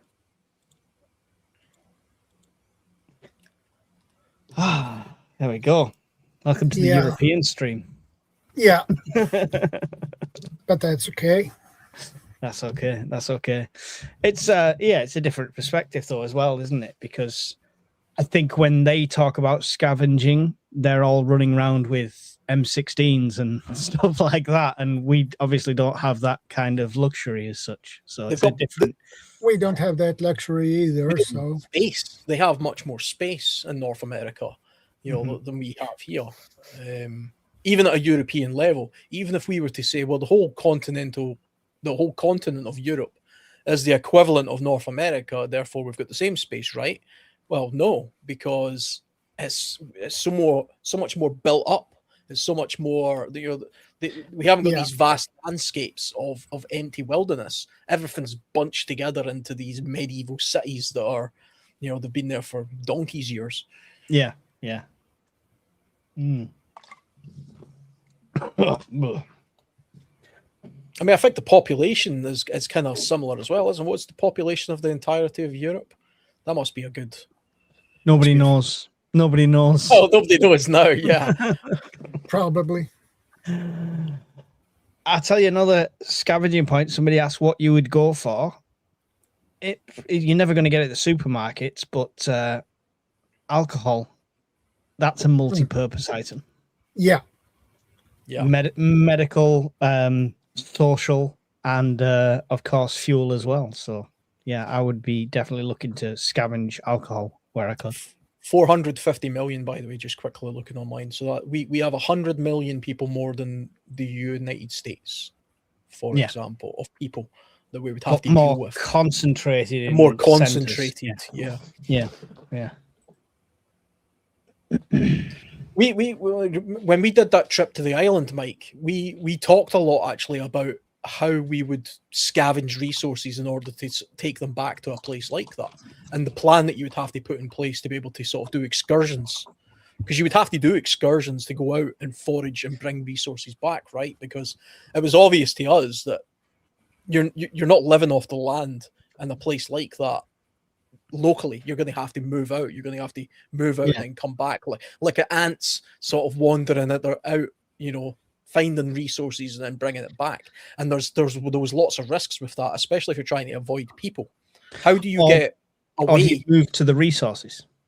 Well, yeah, and then, but if you move to the resources, then you are an object of desire for people who are looking for the resources. Plus, eventually, the resource in that area is going to disappear anyway, and then you're kind of just like a nomad where you're going from resource to resource, and that's always a bit risky because you don't know where your next resource is, right? You're kind of just hoping that, okay, we've used up this area, let's head north. How long do you head north for? And is there anything up there? Well, I always find it incredible. Our ancestors literally pushed across the entirety of the world without knowing what the hell was in front of them. It's incredible,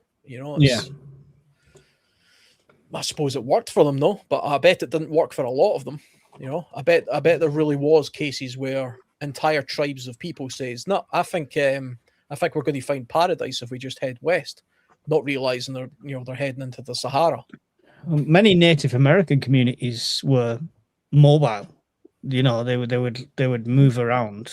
They kind of stick to similar plains and areas, but they would never just, this is where we camp forever now. They would move around. A lot of them would do it as well, kind of like the way animals do. Like if you watch wildebeest on the Serengeti, for example, they will be in one place for a period of the year where it's raining and it's green and there's water and it's lush, and then the seasons change, and that's what causes migration. That's why animals migrate continuously, because they're literally moving from resource to resource, but they're doing it annually, so they're always going back and forth.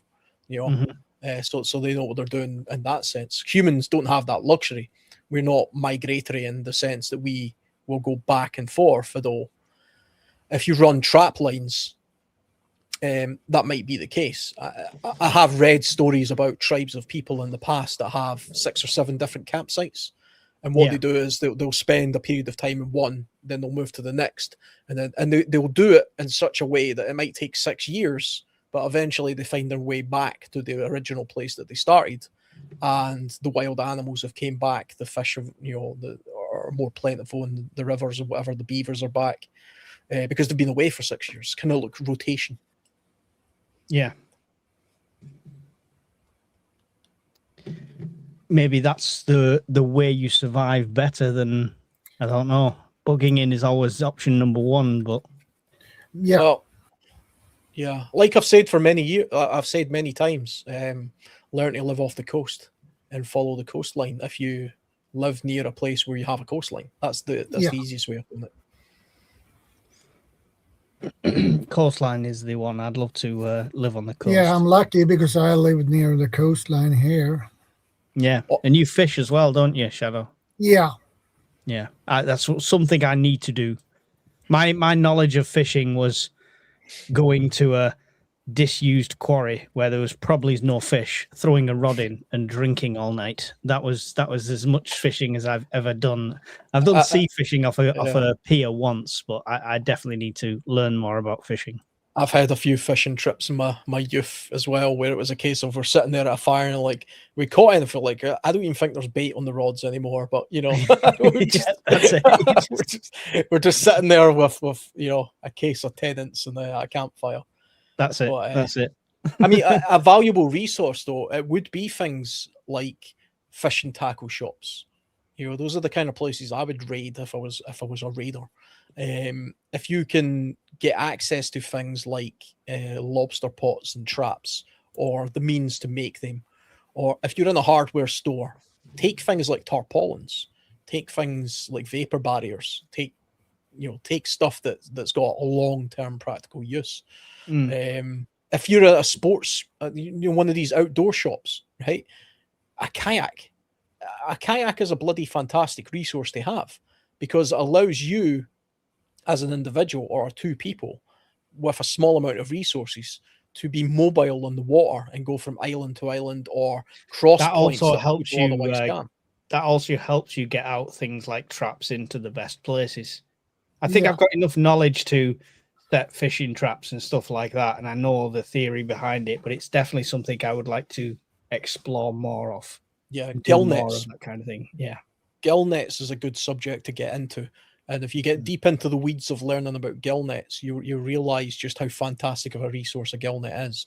But it's not just about buying the correct gill net and learning how to use it. You also have to learn how to repair it, maintain it, make your own. And it's a whole skill in itself. And I've got a gill net, but I've been looking into getting myself a couple other gauged ones and maybe making my own.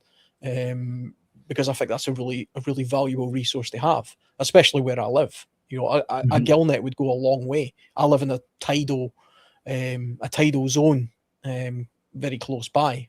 Theoretically, I could put a gill net out there and have a continuous supply of food.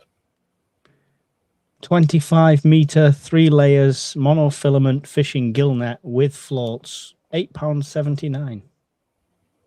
Yeah, bargain. That's a prep not worth. For that price, it's not worth not having, isn't it? And they pack down quite small, those kind of gill nets, because that'll be a fishing line style gill net. You want to try and gauge the size of the holes for the kind of fish that you're going to be after. If they're too big, the fish will swim right through them. If they're too small, they won't catch anything. It has to be big enough so you have to have a little bit of an understanding of roughly where are you going to be deploying this. Freshwater gill nets and saltwater gill nets are a little bit different as well. Walked past some fishermen today at the place we went to with the little one, and they had about 8 rods set up between 2 of them, all on the bank, but they had these little battery-powered alarm things, and one, as soon as it got a bite, this little alarm went off, and it came running over to the thing. So that's great, because you're fishing multiple points. Yeah, bite detectors. The beauty of having multiple rods as well, for anybody who kind of gets into fishing, is it allows you to try multiple different tackle setups, so that you can see what's working. Because every fisherman knows that they go to a spot, they choose the tackle they want to use, they cast out, they catch nothing. Yet the guy 2 meters away from you is catching stuff left, right, and center. You're like, what the hell? Well, it's because he's using different tackle. It's not just bait; it's different tackle. It might, different size of hooks, different gauges of line, etc. If you've got multiple rods, it allows you to be able to, try a bunch. This is the minefield, you see. I think if I wanted to learn more about fishing, I'd have to just take it up and it end up being a full-time thing.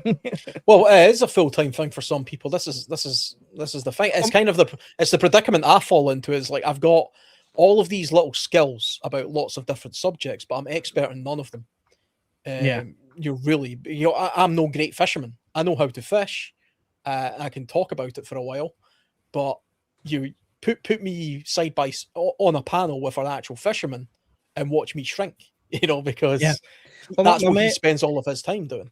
My mate does it, and he goes to France and all sorts and does competitive fishing. And I thought about like speaking to him, but he wouldn't have the time for me to just tag along and learn it all. It's just a lifelong skill, right? But you don't need to know it all, though. That's the thing. You just need to know enough to be able to get you the resource that you need. So you can get deep into the weeds of being a very great fisherman. Your mate will probably know how to catch very specific fish of a specific size because he's doing it kind of for the sport. He doesn't just want. Whereas me and you, if we're just starving, we're happy with anything. Let me catch anything. I'll eat a tiddler. It's fine. Yeah. Well, funnily enough, from a survival point of view, catching bait, a lot of fishermen will catch bait, small fish that they will then use, for bait because it's easy to catch bait fish to then use for bigger fish. From a survival point of view, you only need the bait fish. Yeah. So invest all your time and effort into catching the small, easy bait fish. And there's lots of ways you can do that. But that's not fishing though. That's survival. That is the difference. Excuse me. I've caught many fish over the years, but I do not consider myself an expert. More of an expert than me, then, Vanessa. Well, I have been fishing since I was 9 years old. Yeah. Nice. With your spear? No. Just a simple fishing rod. Yeah. No reel. That always makes me laugh, that scene with Castaway, Tom Hanks. And after being there for several years, it's just he's gone from running around like a maniac to just spear fishing with a stick from the rock. He's honed the skill so well. He's just totally tuned into it. That's it. But I mean, it's like any skill. You have to kind of do it over and over again, and you do eventually get a bit of a feel for it. There is a feel for fishing if you do it a lot, and you start to get good at it that way. I've did a little bit of free diving and things like that as well, and I've got like spear guns and stuff, and I'm terrible at it. Like I can barely hold my breath for more than a minute and a half. But the more you do it, the more you realize it is possible to actually spend all day and then eventually get one or two things. Mm-hmm. You've probably wasted more calories swimming around than you have actually doing that. But then you watch videos of guys on YouTube who are, getting massive fish and pulling lobsters out of the rocks and things like that. And you think, if you had that skill, it'd be worthwhile. Yeah, but nobody publishes the failures, right? Them same people have had them days where they don't get anything. Well, all fishermen and all hunters know the feeling of going out and catching absolutely bugger all. Yeah. I've went on 3-day deer stalking trips where I've seen some deer, but nothing I could have shot, and I've came away empty-handed. And then I've went to the same place a couple of weeks later, walking my dog, and they're bloody tripping over them. It's just one of those things. It's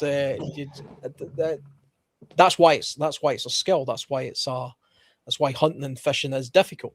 And the deer know, you see, the deer know. You just need to get there and go, I'm just walking my dog.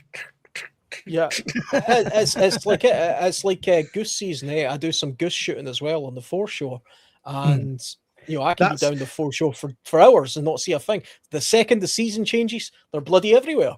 That's what the guy said to me in the bushwear shop in Stirling. He said everyone can apply for a license in Scotland based on going to the foreshore doing that, because apparently it's an old law and it's a right to do it. With shotguns, shotguns. Yeah.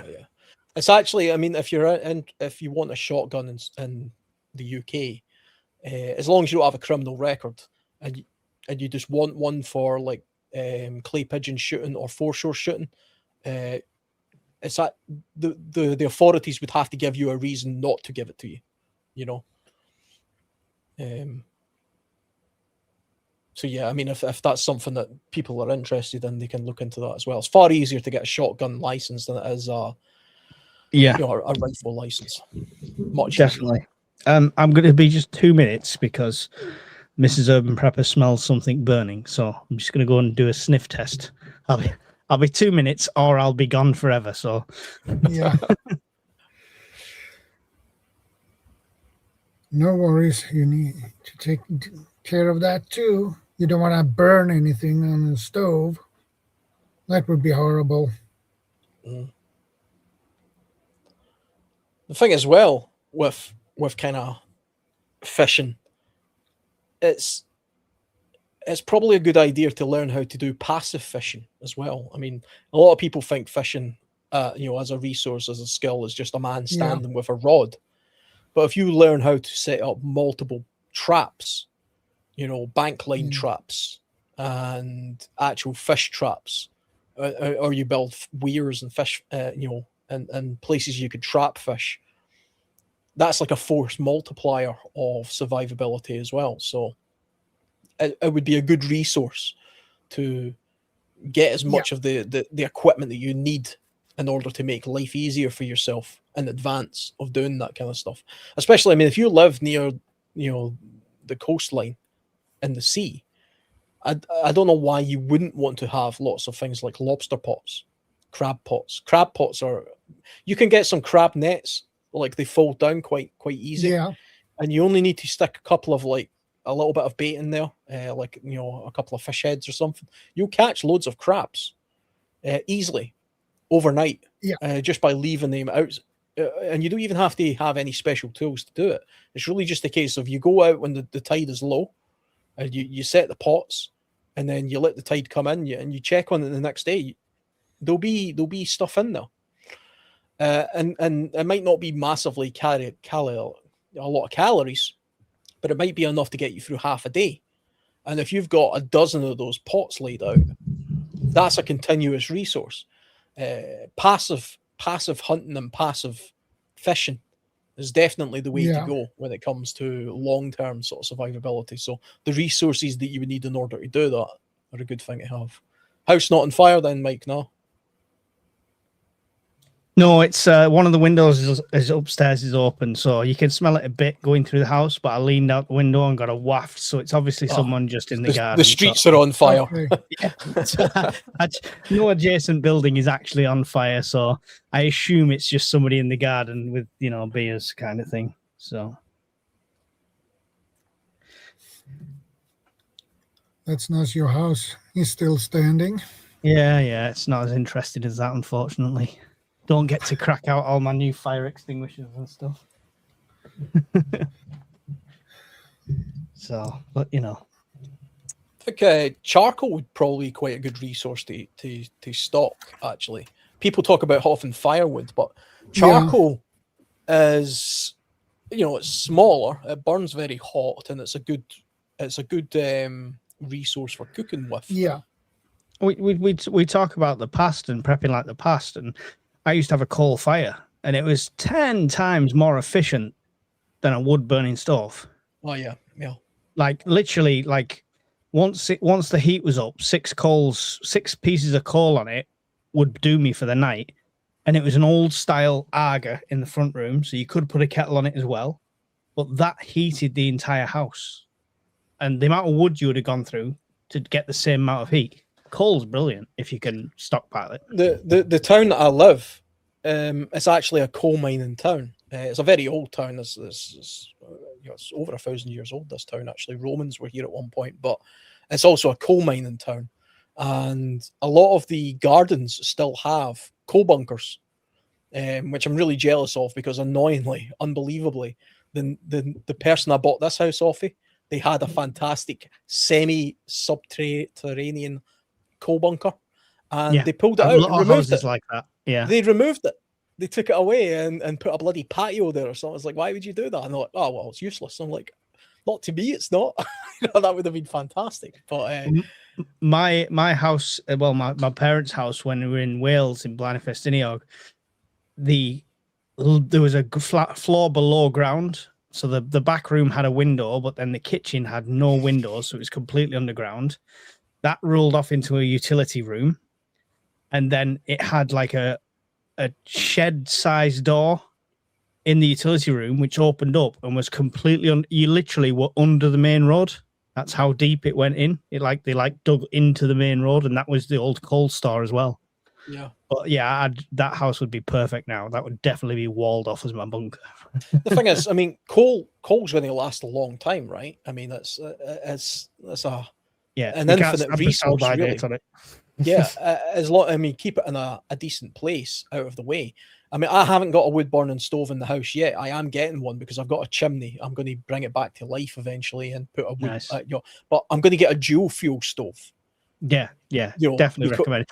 Do you know what? The coal as well doesn't spit as much. So you have a wood burning fire. If it's an open fire without the glass door, it'll spit embers and it can be a nightmare. The coal was brilliant, and you talk about like keeping it in the right environment. My coal was stored in a half shed thing outside the house, and often it was damp and wet. But once you had a fire going, a couple of pieces of coal on it, even damp coal, would dry out and start to burn within the matter of 30 minutes. It's much more forgiving than wet wood. Much more forgiving. Yeah.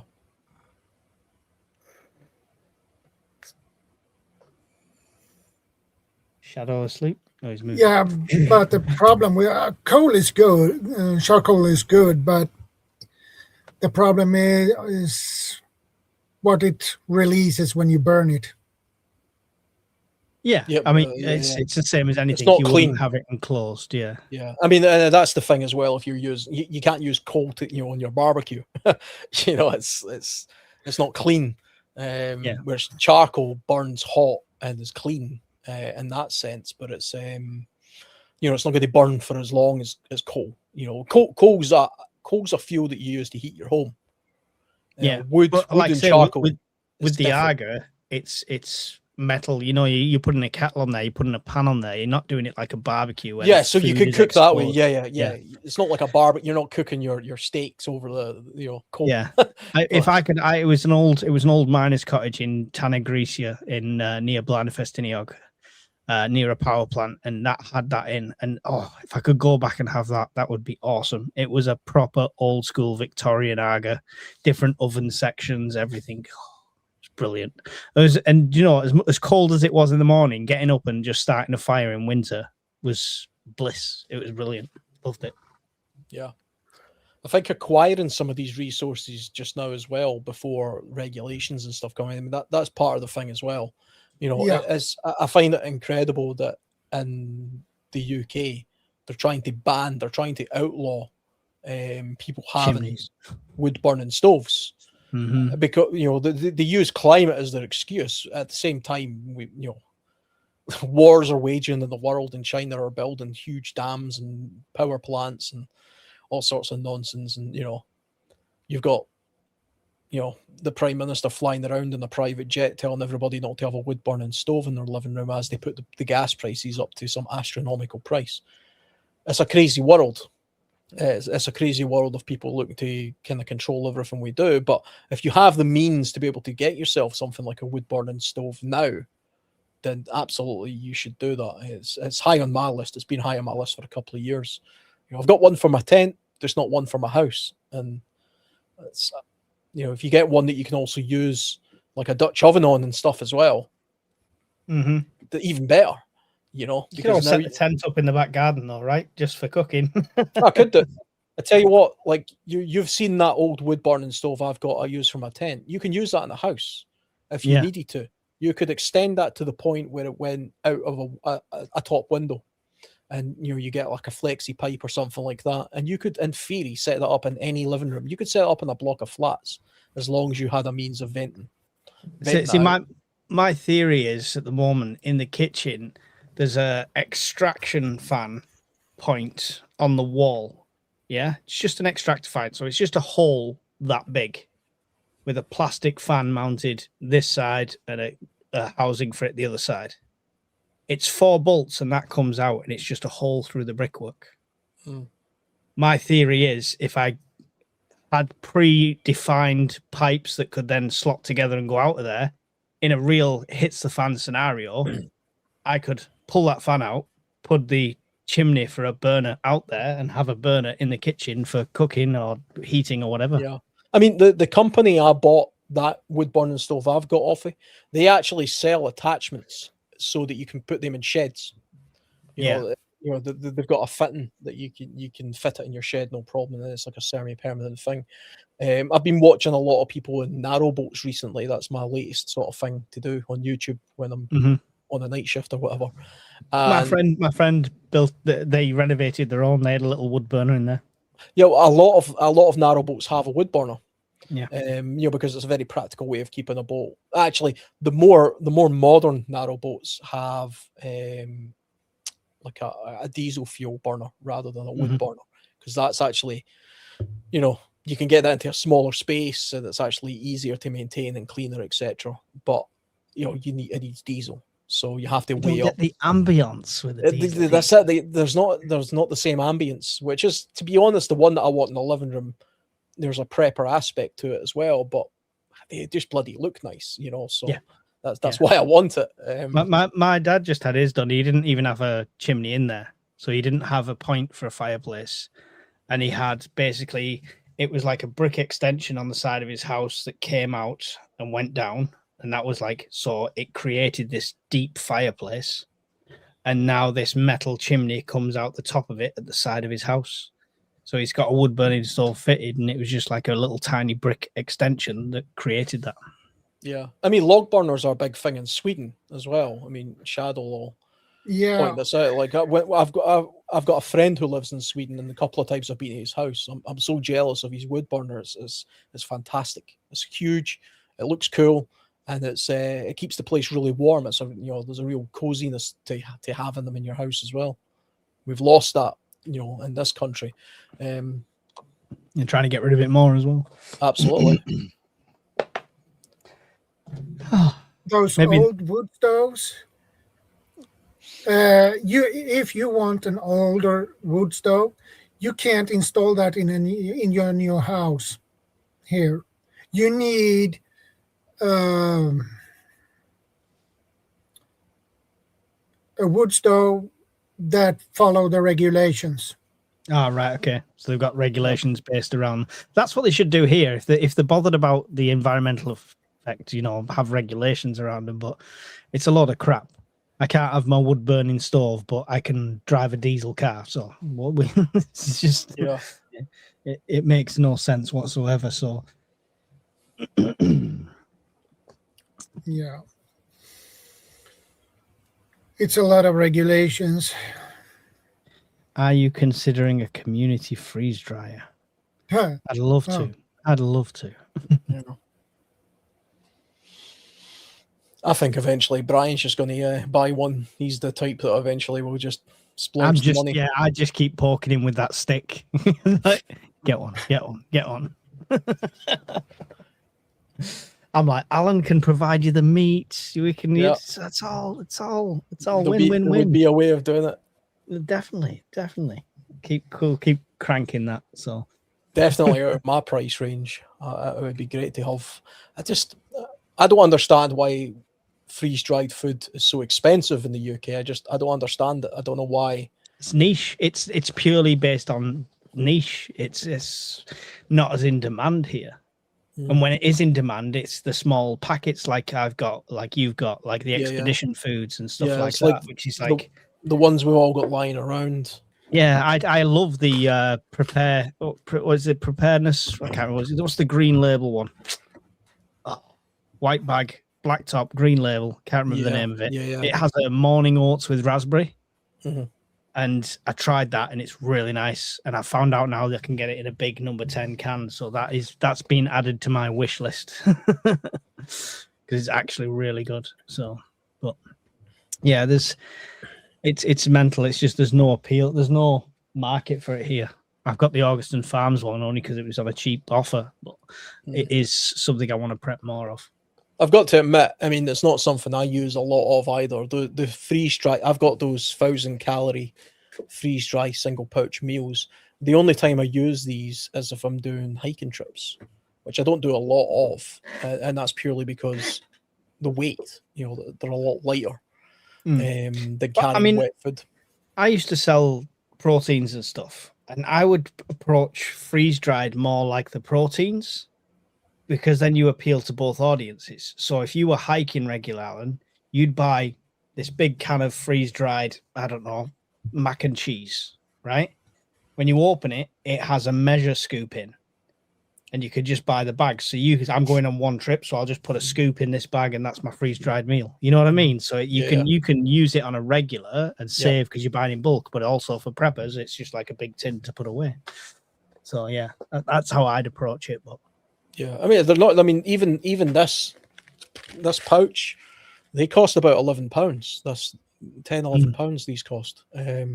Granted, it's 1,000 calories, so it is more than it's double usually what a lot of them are. But even so, that's incredibly expensive considering, even the price of food. It's only 1,000 calories. You need, if you're doing a lot of, hiking, a man will need 2,500-3,000 calories. So you need a few of those. I took them on my cycle purely for the weight. So I wasn't carrying wet rations around and stuff like that. Yeah. As soon as you put 4 days of wet rations into a bag, it takes a lot of weight. Well, the other thing I use them for as well is if I'm winter camping and I know I'm going to be out a few days, you don't want something that's going to freeze, because even if you've got like a wet meal or a tinned thing and it freezes, it takes a lot of fuel to try and defrost that before you get to the point of properly heating it up. So it's much easier to heat up water and then put it into the unfreezable,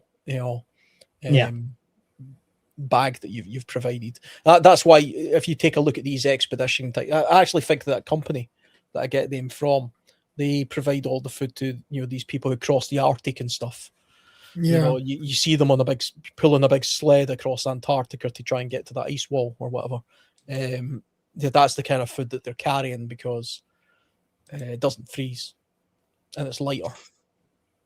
Yeah.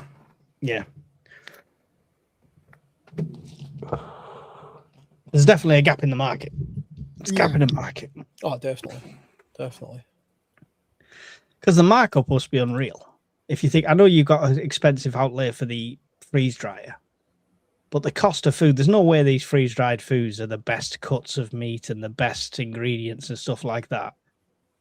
I wouldn't have thought so, no. No, I mean, it's edible once you heat it up, right? Sort of thing. And they're almost always the bulky types, the stuff that you can bulk batch make, like chili con carne, spaghetti bolognese, pasta carbonara, curries. Those are things that you can make in a gigantic pot, and then easily portion down into single portions, which is why these companies do it. So I'm always a little bit, see we were talking about like the porridge and stuff. That company does them as well. They do a blueberry porridge and it actually tastes really good.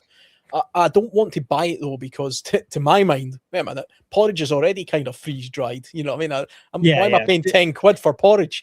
I've got a drum of oats, so I've got a drum of oats, but it is nice, that raspberry oats. It's just, I think it's more that it has the freeze dried milk in with it. Yeah, so it does mix up nicer and creamier kind of thing. You can, when it comes to oats though, I've done this in the past before, where you can actually just get like a freezer bag, add oats, throw in a couple of scoops of powdered milk, throw in some dried fruit, and then all you're doing is adding water to that, and you can make your own.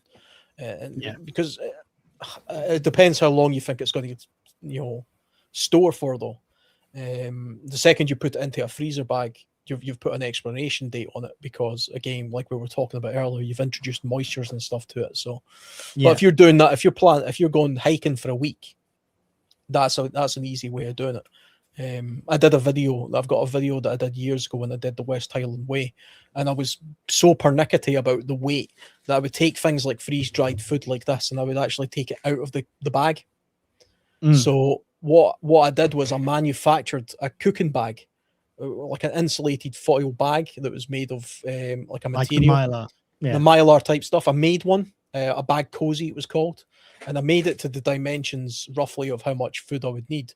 And then what I did was I decanted all of the food out of these bags into freezer bags for each day. And then I would pour the water straight into the freezer bag inside the bag cozy. And it worked exactly the same way as this. And you think, well, what would be the point of that? Why not just take the bag? It's like, well, because the foil bag is actually weighs quite a good few grams. Whereas a freezer bag. I mean, that is fine tuning. That was fine tuning. That is fine tuning. To be fair, I mean, the reason I was doing that is because the challenge was to do the West Highland Way over a certain number of days, and we weren't allowed to go to a shop. So everything that we were eating for the time that we were doing it was on our back. That was the challenge. So that was self-imposed, really.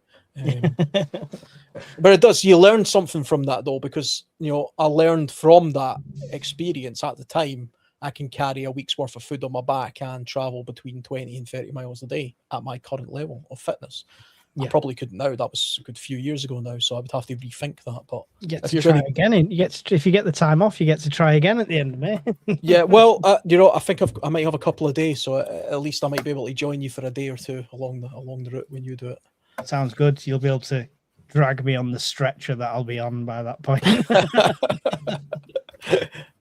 I'll make sure it's near the end of your trip, so I just on video look really perky. I was like, "Yeah, look at me, I'm super fit." Like, you're days into it. Come on, Mike, keep up. Shocking. Yeah. I think we've done the subject to death, Shadow. Yeah, I think so. Most people will probably puke or... I think we worn this topic out, basically. That's all right. It's as long as we fully explore and probe the topics to the point of let's talk about something else. So you can't say we didn't cover it. Yeah. Exactly, Mike. I agree. Although once this life finishes and I go downstairs, I'll be like, "Oh damn, I should have talked about that." There's always something I forget. Just gonna mention that. So should we talk about home defense weapons? Oh yeah, that one. Is that a strimmer with a blade on the end of it? It is. Yeah. So it's a multiple. It's a lawnmower / strimmer / this cuts through branches really well, and it's 2 loaded batteries, like slot-in batteries, 24 volt. So. Those are good. I have used one. It's great. It's I had a very unforgiving garden when I got it here, and if I'd have used a strimmer, every time I hit one of the branches that was poking up, it would have ripped it to shreds. So this just made it much easier to butcher through. So, word of warning though, if the battery's getting low and you try and get through a thick branch, it might suddenly catch and jerk, and you go like this, which might have happened. So, although my neighbors might have been talking. Well, my neighbors might have been talking today because the battery was dead. So I thought, okay. I said, pass me the machete instead, love. So I'm in the garden wielding this giant machete, cutting down branches. So I'm sure a few curtains might have twitched at one point. Yeah, probably. Just waiting for Special Branch to come through the door. Yeah. But call the UK's version of SWAT. Yeah. That's every policeman at the moment. I've got my ridiculously bright torch working though. That is a good light. It's a Wooben. It's one they sent me to do a video on about 6 months ago. And I've still not done the video. It's quite a good self-defense tool. A little light like that. Keep that in your pocket. What I like about this is it's got a button on the side to turn like a normal torch, but see this here? If you can see that, it's like a little, let me put it on the right setting first, obviously. It's a little push trigger. Yeah. So at the moment, what I'm working on is the unspeakable thing up there. I'm looking to get a mount where this can be near my forward hand. Yeah. So as I'm holding it, I can just go Yeah. It allows you to see the paper targets even in the dark. Exactly. Or blind that pigeon coming towards you, looking really aggressive. It's coming right for us. Yeah. But even a light even not attached to something is, I mean, the reason that the police shine it in your face when they pull you over is because they have complete visibility of you, but you can't see a bloody thing because you're blinded by a light. Yeah. So if you're out walking the dog in a dark street or something, and somebody's approaching you and they look a bit hostile, you pull that little light out and shine it in their face. It might just give you that split second to, This move was away. this where I took this to the Bug Out Weekender at Lee's place in South Wales, and at one point I put it on, and it was like a scene from Still Game, like, where did you get the bulb, lads? Wembley. It was like the whole tent like lit up. But I mean, you can, if anyone wants to be stealth, it does have a lower down setting as well, so you can have it like not as bright. So it's yeah. Oh, you got a little blue light on the side. So it's a cool little thing. I do need to do the review because they did send it me.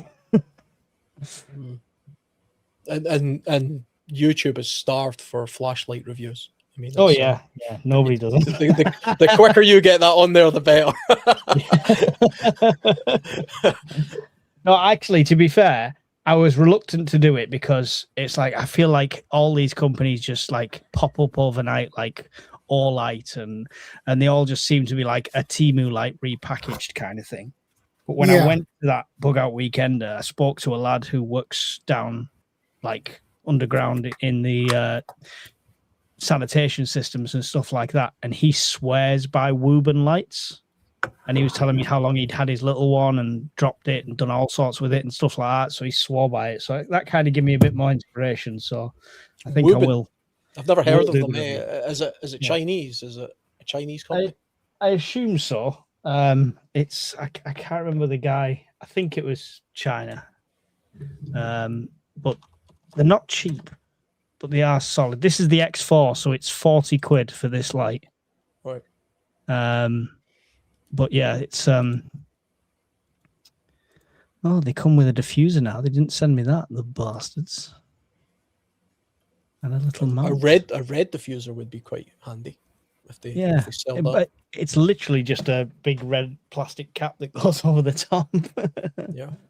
So yeah, but there's they do I've had the little EDC one they do as well, which is the G5, which is the same size as a Zippo lighter, but the similar sort of brightness to this thing. So that was cool as well. They do really good stuff, and it's a full metal build. Part of the review I did film, which I'll have to do again. This went in underwater, turned on in my bath, and was left there for about an hour. And I come back to it, and it still all works fine and stuff like that. So I did really test the waterproofing out as maximum as I could. So yeah, they're decent. They're decent. I've not got a code or anything anymore for them because they wanted me to do video 6 months ago, but I'll just do an honest review instead. Well, that's awesome that you find that your flashlight works after that long in the bathtub. Yeah, because I don't plan on going underwater with it, but it's good to know if it's that waterproof, it'll survive in the rain. Like that light at the camp. It will definitely survive the rain.